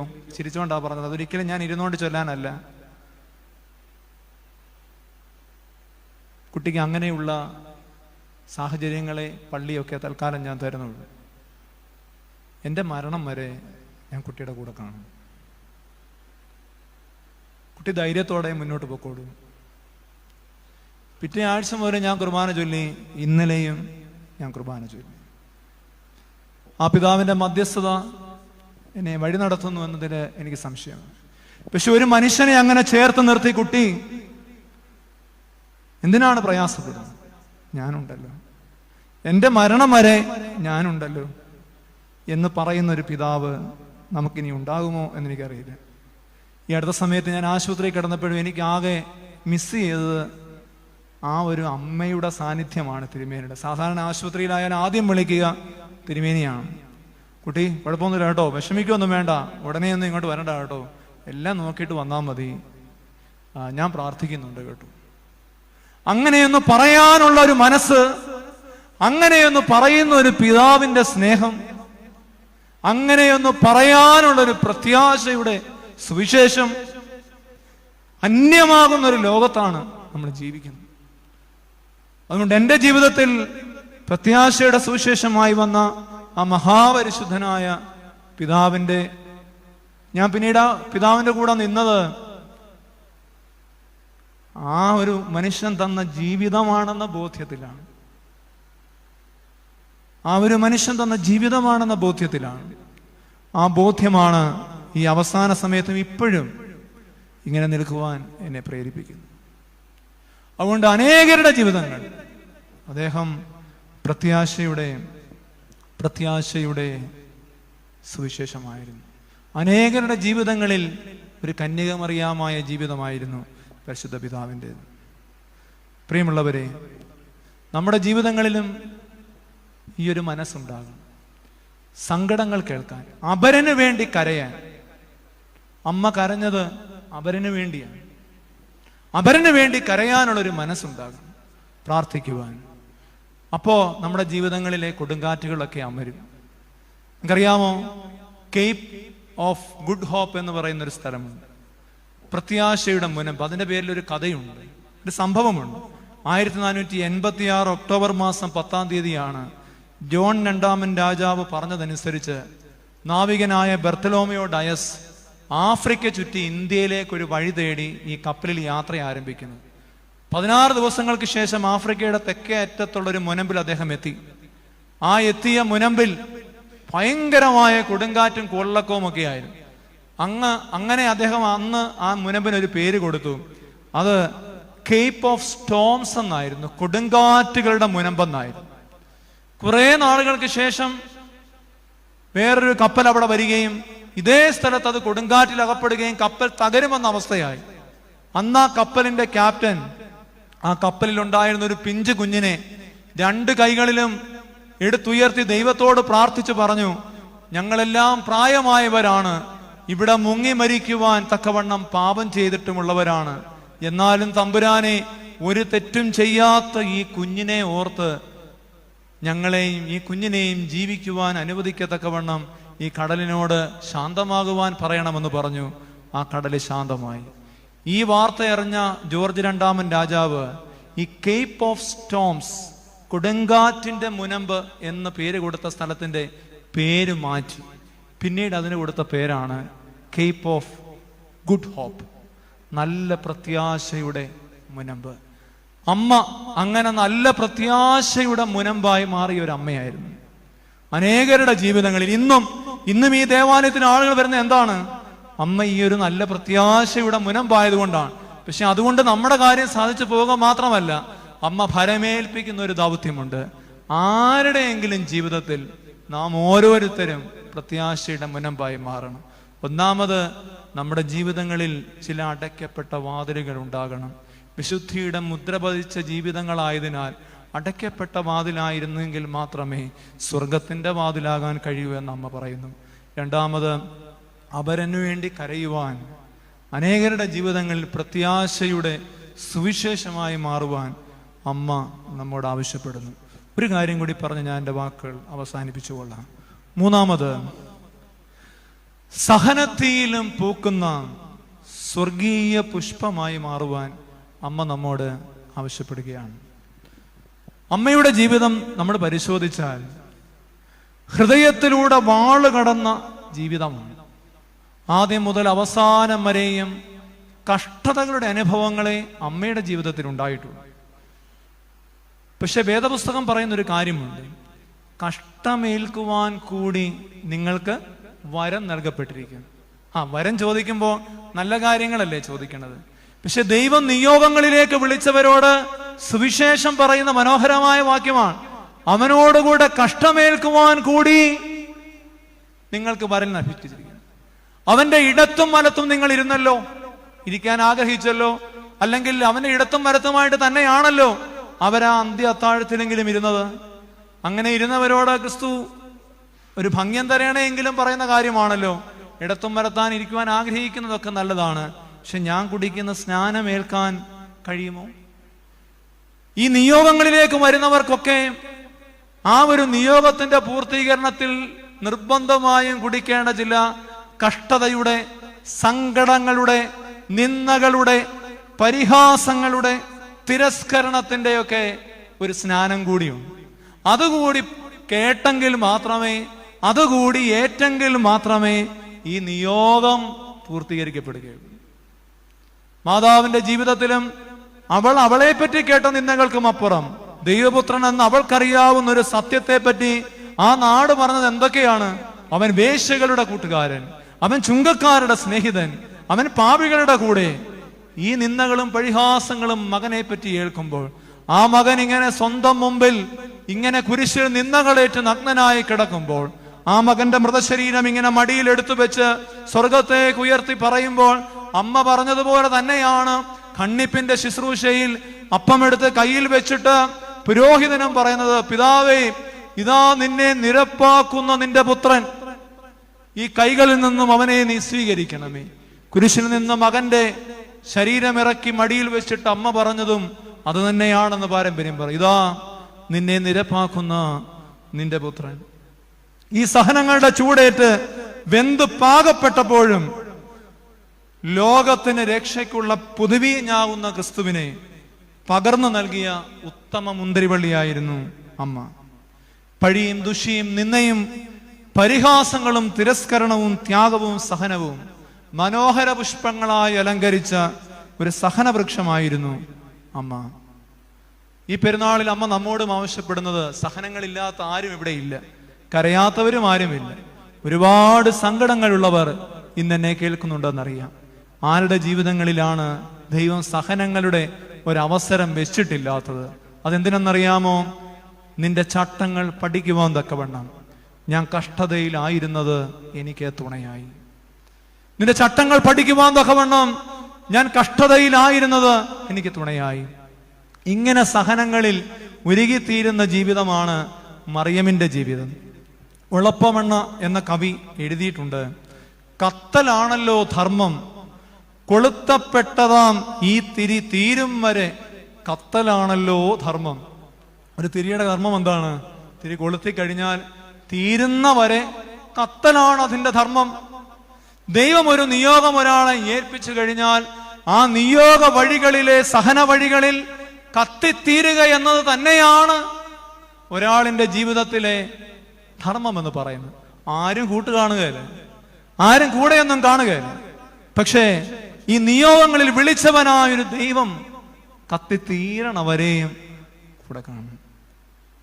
അവസാനം വരെ ദൈവസ്നേഹത്തെ പറ്റി നിയോഗങ്ങളെ സഹനാഗ്നിയിൽ കത്തിയെരിഞ്ഞ അമ്മ അതിൽ പക്ഷേ വെന്തുപോയില്ല. ഇത്ര മനോഹരമായ ആഴമുള്ള ഒരു ക്രിസ്തീയ സത്യമാണിത്. നാമും സഹനങ്ങളിൽ ഉള്ളവരാണല്ലോ പ്രിയമുള്ളവരെ. നമുക്കും അമ്മയാണ് നല്ല പാഠപുസ്തകം. വേദപുസ്തകത്തിൽ ഒരുപാട് സഹനങ്ങളിൽ കൂടി കടന്നുപോയൊരു സ്ത്രീയാണ് ഹാഗാർ. ഹാഗാർ ആദ്യം സാറായുമായി സാറാ ദേഷ്യപ്പെട്ട് കഴിയുമ്പോൾ ആദ്യം കുഞ്ഞുമായിട്ട് ഇറങ്ങി പോകുമ്പോഴല്ല, ആദ്യം ഹാഗാർ ഭവനത്തിൽ നിന്ന് ഇറങ്ങിപ്പോയി മരുഭൂമിയിലേക്ക് പോകുമ്പോൾ ദൈവദൂതൻ അവളെ ഒരു നീരുറവയിങ്കൽ അവളെ കണ്ടുമുട്ടുന്നുണ്ട്. അവളോട് ചോദിക്കുന്ന ചോദ്യമുണ്ട്. ഏത് മനുഷ്യന്റെയും ജീവിതത്തിൽ എല്ലാ മനുഷ്യരും ചോദിക്കേണ്ട ഒരു ചോദ്യമാണ് ജീവിതത്തിന്റെ ചില പ്രത്യേക സന്ധികളിൽ, ഹാഗാറേ നീ എവിടെ നിന്ന് വരുന്നു, എവിടേക്ക് പോകും? നോക്കിയാട്ടെ, ഇന്ന് വരെയുള്ള ജീവിതത്തിൽ ഈ ദേവാലയത്തിൽ ഇരിക്കുന്ന എന്നെ കേൾക്കുന്നവർ ചിന്തിക്കണം, നമ്മൾ എത്രയോ കുറവുകളും പരിമിതികളും ഉള്ള ഒരു സ്ഥലത്ത് നിന്ന് വന്നവരാണ്. ഇന്ന് നമുക്കുള്ള സൗഭാഗ്യങ്ങളൊക്കെ നേരത്തെ ഉണ്ടായിരുന്നതാണോ? ഒന്നുമില്ലായ്മയിൽ നിന്ന്. നീ എവിടെ നിന്ന് വന്നു എന്നുള്ളത് നീ എപ്പോഴും ഓർക്കണം. രണ്ടാമത്, ഇപ്പം നിന്റെ ഈ ഓട്ടം എങ്ങോട്ടാണ്? എവിടേക്കാണ് നീ പോകണത്? ഇതിനിടയ്ക്കുള്ള ഇന്ന് വരെ നടത്തിയ ദൈവാനുഭവങ്ങളെ ഉപേക്ഷിച്ച്, ദൈവത്തിന്റെ പദ്ധതികളെ ഉപേക്ഷിച്ച് നീ തന്നെത്താനെ എടുത്ത ഈ തീരുമാനത്തിൽ നീ എങ്ങോട്ടാണ് പോകണത്? ഇന്ന് വരെയുള്ള ജീവിതം നിന്റേതായിരുന്നില്ലല്ലോ. ഈ സഹനങ്ങൾ വന്നപ്പോൾ ഇന്ന് വരെ ഈ സഹന വഴികളിൽ നിന്നെ നടത്തിയ ദൈവത്തോട് ആലോചന ചോദിക്കാതെ, ഹാഗാറേ നീ എവിടെ നിന്ന് വന്നു എന്നത് ഓർക്കാതെ നീ ഇപ്പോൾ എവിടേക്കാണ് ഈ ഓടണത്? സഹനങ്ങൾ വരുമ്പോൾ മനുഷ്യൻ ഓടുകയാണ്, പരിഭ്രാന്തിപ്പെടുകയാണ്, നിരാശപ്പെടുകയാണ്. ഓർക്കണം, ഇന്ന് വരെ നിന്നെ നടത്തിയൊരു ദൈവമില്ലേ, എവിടെ നിന്ന് നീ വന്നു എന്ന് ഇന്നും നീ ഓർക്കണം. എങ്കിലേ നാളെ നീ ആ ദൈവത്തെ ഇല്ലാതെ ഓടാതിരിക്കുള്ളൂ. അങ്ങനെ ഓടിയ ഹാഗാറിനോട് ദൈവം പറയുകയാണ്, നീ വിഷമിച്ചോടരുത്, നിന്റെ സന്തതിയും ഈ ഭൂമിയിൽ ഉണ്ടാകും, അവനും വലിയവനാകും എന്ന് അവനോട് പറയുകയാണ്. അവിടെ ഈ ഭാഗം അവസാനിക്കുമ്പോൾ ഹാഗാർ പറയുന്ന മനോഹരമായൊരു വാക്യമുണ്ട്, എന്നെ കണ്ട ദൈവത്തെ ഞാനും ഇവിടെ വെച്ച് കണ്ടുവല്ലോ എന്ന് അവൾ പറഞ്ഞു. എൻ്റെ ദൈവം എന്നെ കണ്ടു എന്ന് പറഞ്ഞ് അവൾ ആ നീരുറവയ്ക്ക്, കിണറിന് ബർലൈഹോരി എന്ന് പേരിട്ടു. എന്നെ കണ്ടുകൊണ്ടിരുന്ന ദൈവത്തെ ഞാനും ഇവിടെ വെച്ച് കണ്ടുവല്ലോ. ഈ അരാഴിപ്പള്ളി അനേകർക്ക് ഇന്ന് ദൈവത്തെ ഇങ്ങനെ കാണാനുള്ളൊരു ഇടമായി മാറണം. ഇന്ന് വരെ നമ്മെ ദൈവം നടത്തിയൊരു ദൈവമുണ്ടല്ലോ. എന്നെ ഇന്ന് വരെ കണ്ടൊരു ദൈവത്തെ ഞാൻ ഇന്ന് ഇവിടെ വെച്ച് കണ്ടു എന്ന് പറയണം. ഈ വചന കേൾവിയിൽ എന്നെ ഇന്ന് വരെ നടത്തിയൊരു ദൈവത്തെ ഞാൻ ഇന്നിവിടെ വെച്ച് കണ്ടു. അങ്ങനെയാണെങ്കിൽ ഈ ദേവാലയം ഇന്ന് ഒരു ബർലഹൈരോയായി മാറും. ദൈവത്തെ നാമും കണ്ടുമുട്ടുന്ന സഹനാനുഭവങ്ങളിൽ നമ്മെ ഉപേക്ഷിച്ചു പോകാത്തൊരു ദൈവത്തെ നാമും കണ്ടുമുട്ടുന്ന അനുഗ്രഹത്തിന്റെ ഇടമായി ഇവിടെ മാറണം പ്രിയമുള്ളവരെ. അങ്ങനെയുള്ളപ്പോൾ മാത്രമാണ് സഹനങ്ങളിലും സഹനത്തിയിലും പൂക്കുന്ന വൃക്ഷമായി, സുഗന്ധം പരത്തുന്ന പുഷ്പമായി നമുക്കും മറിയമിനെ പോലെ മാറുവാൻ തക്കവണ്ണം ആഗ്രഹിക്കുന്നു. ഇത് ജീവിതത്തിലെ സഹനങ്ങളാണ്. മറ്റൊരു സഹനമുണ്ട്, കൂടുതൽ ശ്രേഷ്ഠമായ സഹനം. അവിടെയാണ് മറിയാമിന്റെയും വിശുദ്ധന്മാരുടെയും രക്തസാക്ഷികളുടെയും ഒക്കെ മഹത്വം വെളിപ്പെടുന്ന സഹനം. അത് അവരുടെ ജീവിതത്തിൽ വന്നു ചേരുന്ന സഹനങ്ങളല്ല, അവ ക്രിസ്തുവിനെ പ്രതി ഏറ്റെടുത്ത സഹനം. മറിയാമിന്റെ സഹനം ശ്രേഷ്ഠമാകുന്ന എവിടെയാണ്? അവളുടെ ജീവിതത്തിൽ വന്നു ചേർന്ന സഹനമല്ല, നിന്റെ വാക്ക് പോലെ എനിക്ക് ഭവിക്കട്ടെ എന്ന് പറഞ്ഞ് അവൾ ക്രിസ്തുവിനെ പ്രതി ഏറ്റെടുത്ത സഹനമാണ്. ഈ സഹന വഴികളിലൂടെ ഒന്നും അധികം സഞ്ചരിക്കേണ്ട ഒരു ബാധ്യത നമുക്കുണ്ടായിട്ടില്ല ദൈവാനുഗ്രഹത്താൽ. പക്ഷേ അങ്ങനെയൊന്നുണ്ടായാൽ എത്ര പേർ ഈ വിശ്വാസത്തിൽ നിലനിൽക്കുമെന്നുള്ളത് നാം ഗൗരവപൂർവ്വം ചിന്തിക്കണം. ഗീവർഗീസ് സഹദായെയും ഇന്ന് സഭയ്ക്ക് വേണ്ടി യാക്കോബ് ബുർദാനായും തുടങ്ങി എത്രയോ പിതാക്കന്മാർ, കുര്യാക്കോസ് സഹദ, നമ്മൾ ആദരിക്കുന്ന എല്ലാ പരിശുദ്ധന്മാരും ശുദ്ധിമതികളും ക്രിസ്തുവിനെ പേറ്റി പീഡകളേറ്റവരാണ്. AD 372 നമുക്കറിയാം, കപ്പദോക്യൻ പിതാക്കന്മാരിൽ അതിശ്രേഷ്ഠനായ വലിയ മാർ ബസേലിയോസ്. ഈ 372 അറിയോസിന്റെ മതം, പുത്രൻ പിതാവിനോട് സമനല്ല എന്ന് വാദിക്കുന്ന അറിയോന്യ പക്ഷക്കാർ പ്രബലമായി, അവരുടെ മതം ഒരല്പം പ്രബലമായി നിൽക്കുന്ന സമൂഹം, ക്രിസ്തീയ സമൂഹത്തിന് പീഡകളുള്ള ഒരു സമൂഹം. വാലന്റൈൻ ചക്രവർത്തി AD 372 ഈ വലിയ മാർ ബസേലിയോസിന്റെ അടുക്കലേക്ക് സത്യവിശ്വാസം പ്രചരിപ്പിക്കുവാൻ മുന്നിൽ നിൽക്കുന്ന വലിയ മാർ ബസേലിയോസ് എന്ന കപ്പദോക്യൻ പിതാക്കന്മാരിൽ അതിശ്രേഷ്ഠനായ ഈ പരിശുദ്ധ പിതാവിന്റെ അടുക്കലേക്ക് മൊഡേറ്റസ് എന്ന് പറയുന്ന ഏറ്റവും കരുത്തനായ ഒരു ഉദ്യോഗസ്ഥനെ, ബസേലിയോസിനെ കൊണ്ട് ഈ അറിയോന്യ മതം, അറിയോസിന്റെ വേദവിപരീതം സ്വീകരിക്കുവാൻ തക്കവണ്ണം പ്രേരിപ്പിക്കുവാൻ, അത് ഏത് വിധേനയും ഭീഷണി കൊണ്ടോ അല്ലാതെയോ അധികാരം കൊണ്ടോ ബസേലിയോസിനെ ക്രിസ്തുവിനെതിരായി, സത്യവിശ്വാസത്തിനെതിരായ മതം സ്വീകരിക്കുവാൻ തക്കവണ്ണം പ്രേരിപ്പിക്കുന്നതിന് മൊഡേറ്റസ് എന്ന് പറയുന്ന ഒരു ഉദ്യോഗസ്ഥനെ ക്രമീകരിച്ച് അയക്കുന്നുണ്ട്. ഇദ്ദേഹം വന്ന് ബസേലിയോസിനെ കാണുന്നു. പക്ഷെ അദ്ദേഹം ഒരു വിധത്തിലും ഈ സത്യവിശ്വാസത്തിൽ നിന്ന് വിട്ടുമാറുവാൻ തക്കവണ്ണം തയ്യാറായി. അവസാനം അദ്ദേഹത്തെ കോടതിയിൽ ഈ മൊഡേറ്റസ് വിസ്തരിക്കുന്നു. ആ സമയത്ത് ഇദ്ദേഹം പറയുന്നുണ്ട്, അധികാരത്തോടെ പറയുന്നുണ്ട്, നീ ഈ മതം സ്വീകരിക്കണം, ഇല്ലെങ്കിൽ നിന്നെ പൗരോഹിത്യത്തിനടുത്ത് എല്ലാ കാര്യങ്ങളിൽ നിന്നും മുടക്കും,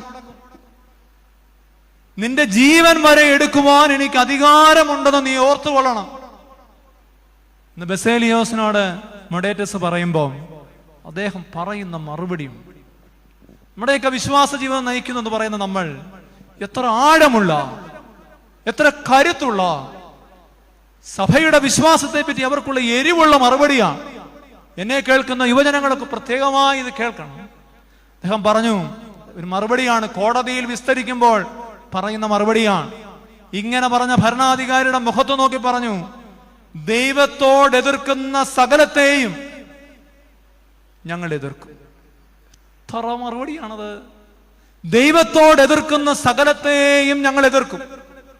അഗ്നിയും വാളും വന്യമൃഗങ്ങളും ഞങ്ങൾക്ക് ഭയം ജനിപ്പിക്കുന്ന വസ്തുക്കളല്ല.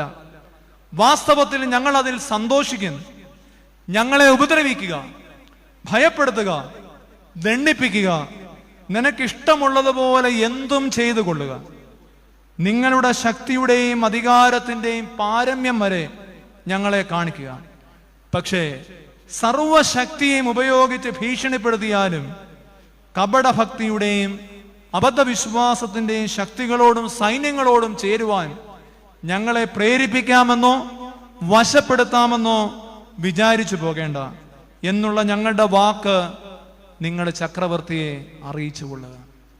ജീവൻ പോകുമെന്ന് പറഞ്ഞൊരു സമയത്ത് ഒരു മനുഷ്യൻ മുഖത്ത് നോക്കി പറയുകയാണ്, ഇനി ജീവൻ പോയെന്ന് പറഞ്ഞാലും ദൈവത്തോട് എതിർക്കുന്ന സകലത്തെയും ഞങ്ങൾ എതിർത്തിരിക്കും. മാതാവിന്റെ ജീവിതവും ഇത് തന്നെയായിരുന്നു. ക്രിസ്തുവിനെ പ്രതി സഹനമേറ്റ അമ്മ, ദൈവത്തോട് എതിർത്ത സകലത്തെയും എതിർത്തവൾ. അമ്മ സഹനങ്ങളെ ക്രിസ്തുവിനെ പ്രതി പ്രണയിക്കുകയായിരുന്നു. പൗലോസ് പറഞ്ഞതുപോലെ കഷ്ടതയോ സങ്കടമോ നഗ്നതയോ പട്ടിണിയോ വാളോ ഇതൊന്നും അമ്മയെ ക്രിസ്തു സ്നേഹത്തിൽ നിന്ന് പിന്തിരിപ്പിക്കുവാൻ തക്കവണ്ണം സാധിച്ചില്ല. അങ്ങനെയുള്ള വിശുദ്ധന്മാരുടെ സംഘമാണ് പ്രിയമുള്ളവരെ അന്ത്യകാഹളത്തെങ്കിൽ ദൈവമുമ്പാകെ നിൽക്കുവാൻ വിളിക്കപ്പെട്ടവർ. വെളിപാട് പുസ്തകം അത് എത്ര മനോഹരമായിട്ടാണ് പറയുന്നത്. എന്നെ കേൾക്കുന്ന എല്ലാവരും വീട്ടിൽ പോയി വായിക്കേണ്ട നമുക്കുള്ള പ്രതിഫലം എന്താണ് നമ്മൾ വായിക്കണം, നമ്മൾ മനസ്സിലാക്കണം.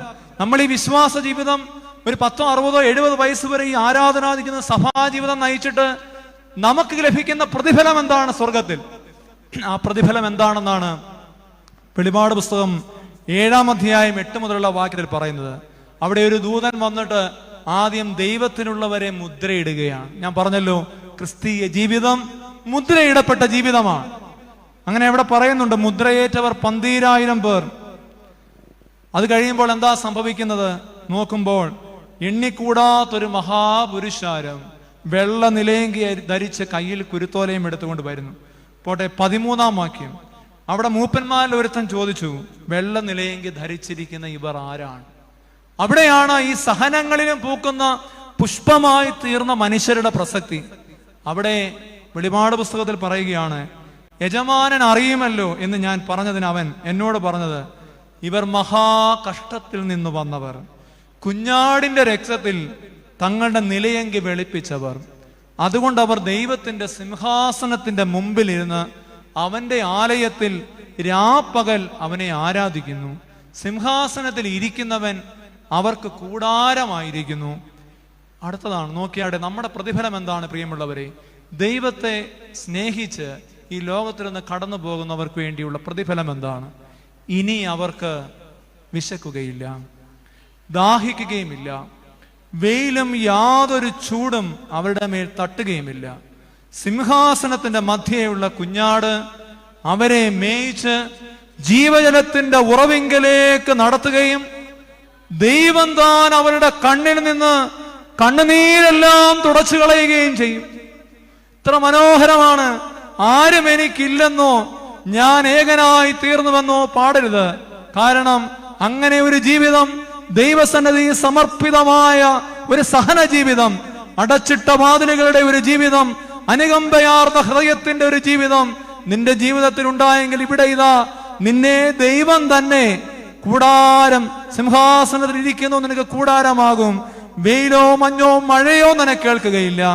സിംഹാസനത്തിന് മധ്യയുള്ള കുഞ്ഞാട് നമ്മെ മേയിച്ച് ജീവജലത്തിന്റെ ഉറവിങ്കലേക്ക് നമ്മളെ കൊണ്ടുപോവുകയും നമ്മുടെ കണ്ണിൽ നിന്ന് കണ്ണുനീരുകളെ അവൻ തന്നെ തുടച്ചു മാറ്റുകയും ചെയ്യും. ഇതാണ് വിശ്വാസ ജീവിതത്തിന്റെ, ആഴമേറിയ ദൈവത്തെ ധരിച്ചിരിക്കുന്ന ജീവിതത്തിന്റെ മക്കൾക്കുള്ള പ്രതിഫലം എന്ന് പറയുന്നത്. അങ്ങനെയാണ് സഹനത്തേരിൽ സ്വർഗം പൂകിയ അമ്മയുടെ പെരുന്നാൾ ഈ നമ്മോട് ആവശ്യപ്പെടുന്നത്. സഹനങ്ങളിൽ നാം സ്വർഗത്തെ നോക്കി യാത്ര ചെയ്യണമെന്നാണ്. ലോകം അറിയപ്പെടുന്ന ദൈവശാസ്ത്രജ്ഞനായിരുന്നു പൗലോസ് മാർ ഗ്രിഗോറിയോസ് തിരുമേനി. Loves freedom, the grand mystery എന്ന അദ്ദേഹത്തിന്റെ പുസ്തകം. ലോകം അറിയപ്പെടുന്ന ചിന്തകനും എഴുത്തുകാരനും പ്രഭാഷകനും ഒരുപാട് സമ്മാനങ്ങൾ ലഭിച്ച ലോകം അറിയപ്പെടുന്ന ചിന്തകനാണ്. അദ്ദേഹത്തിന്റെ അവസാന സമയത്ത് എഴുതിയൊരു പുസ്തകമാണ്.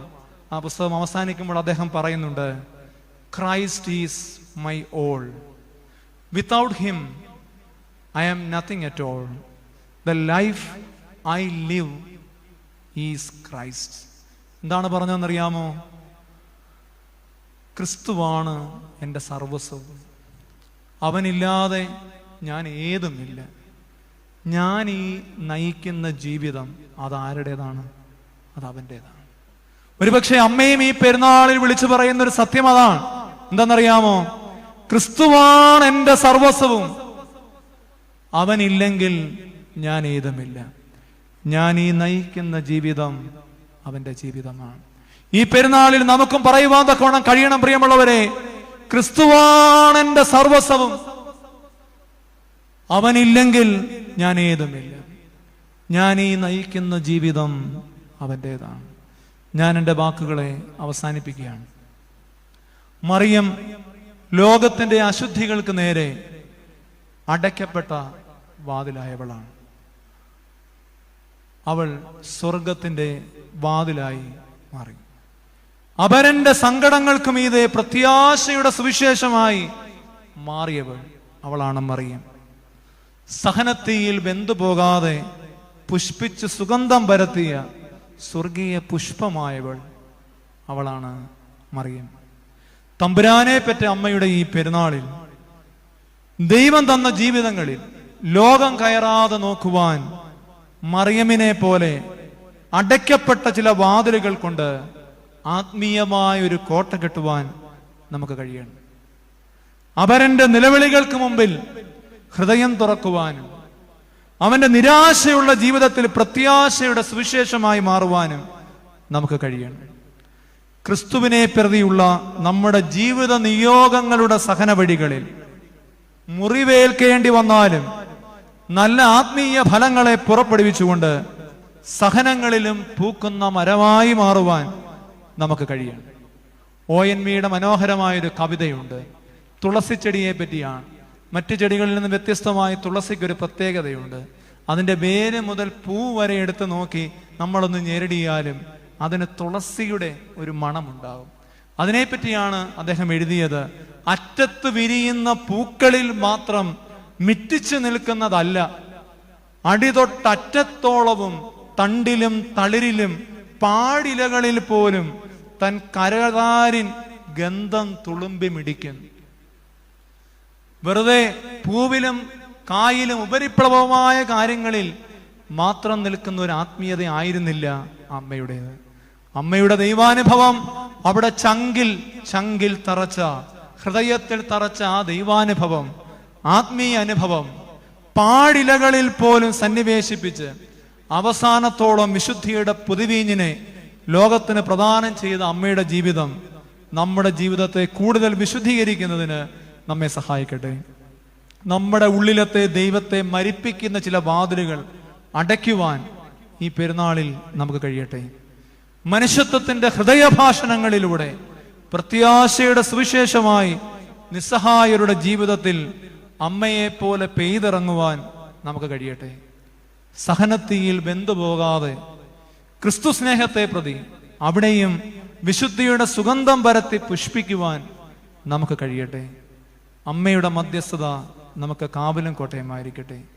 ബലഹീനനായ എന്നെ ഈ ഒരു മഹനീയമായ ദിവസത്തിന്റെ പെരുന്നാൾ സന്ധ്യയിൽ ദൈവവചനവുമായി നിൽക്കുവാൻ ഈ ഇടവക തന്നൊരു അവസരത്തിന് ഞാൻ ഇടവകയ്ക്ക് നന്ദി രേഖപ്പെടുത്തുകയും ദൈവനാമത്തെ മഹപ്പെടുത്തുകയും ചെയ്യുന്നു.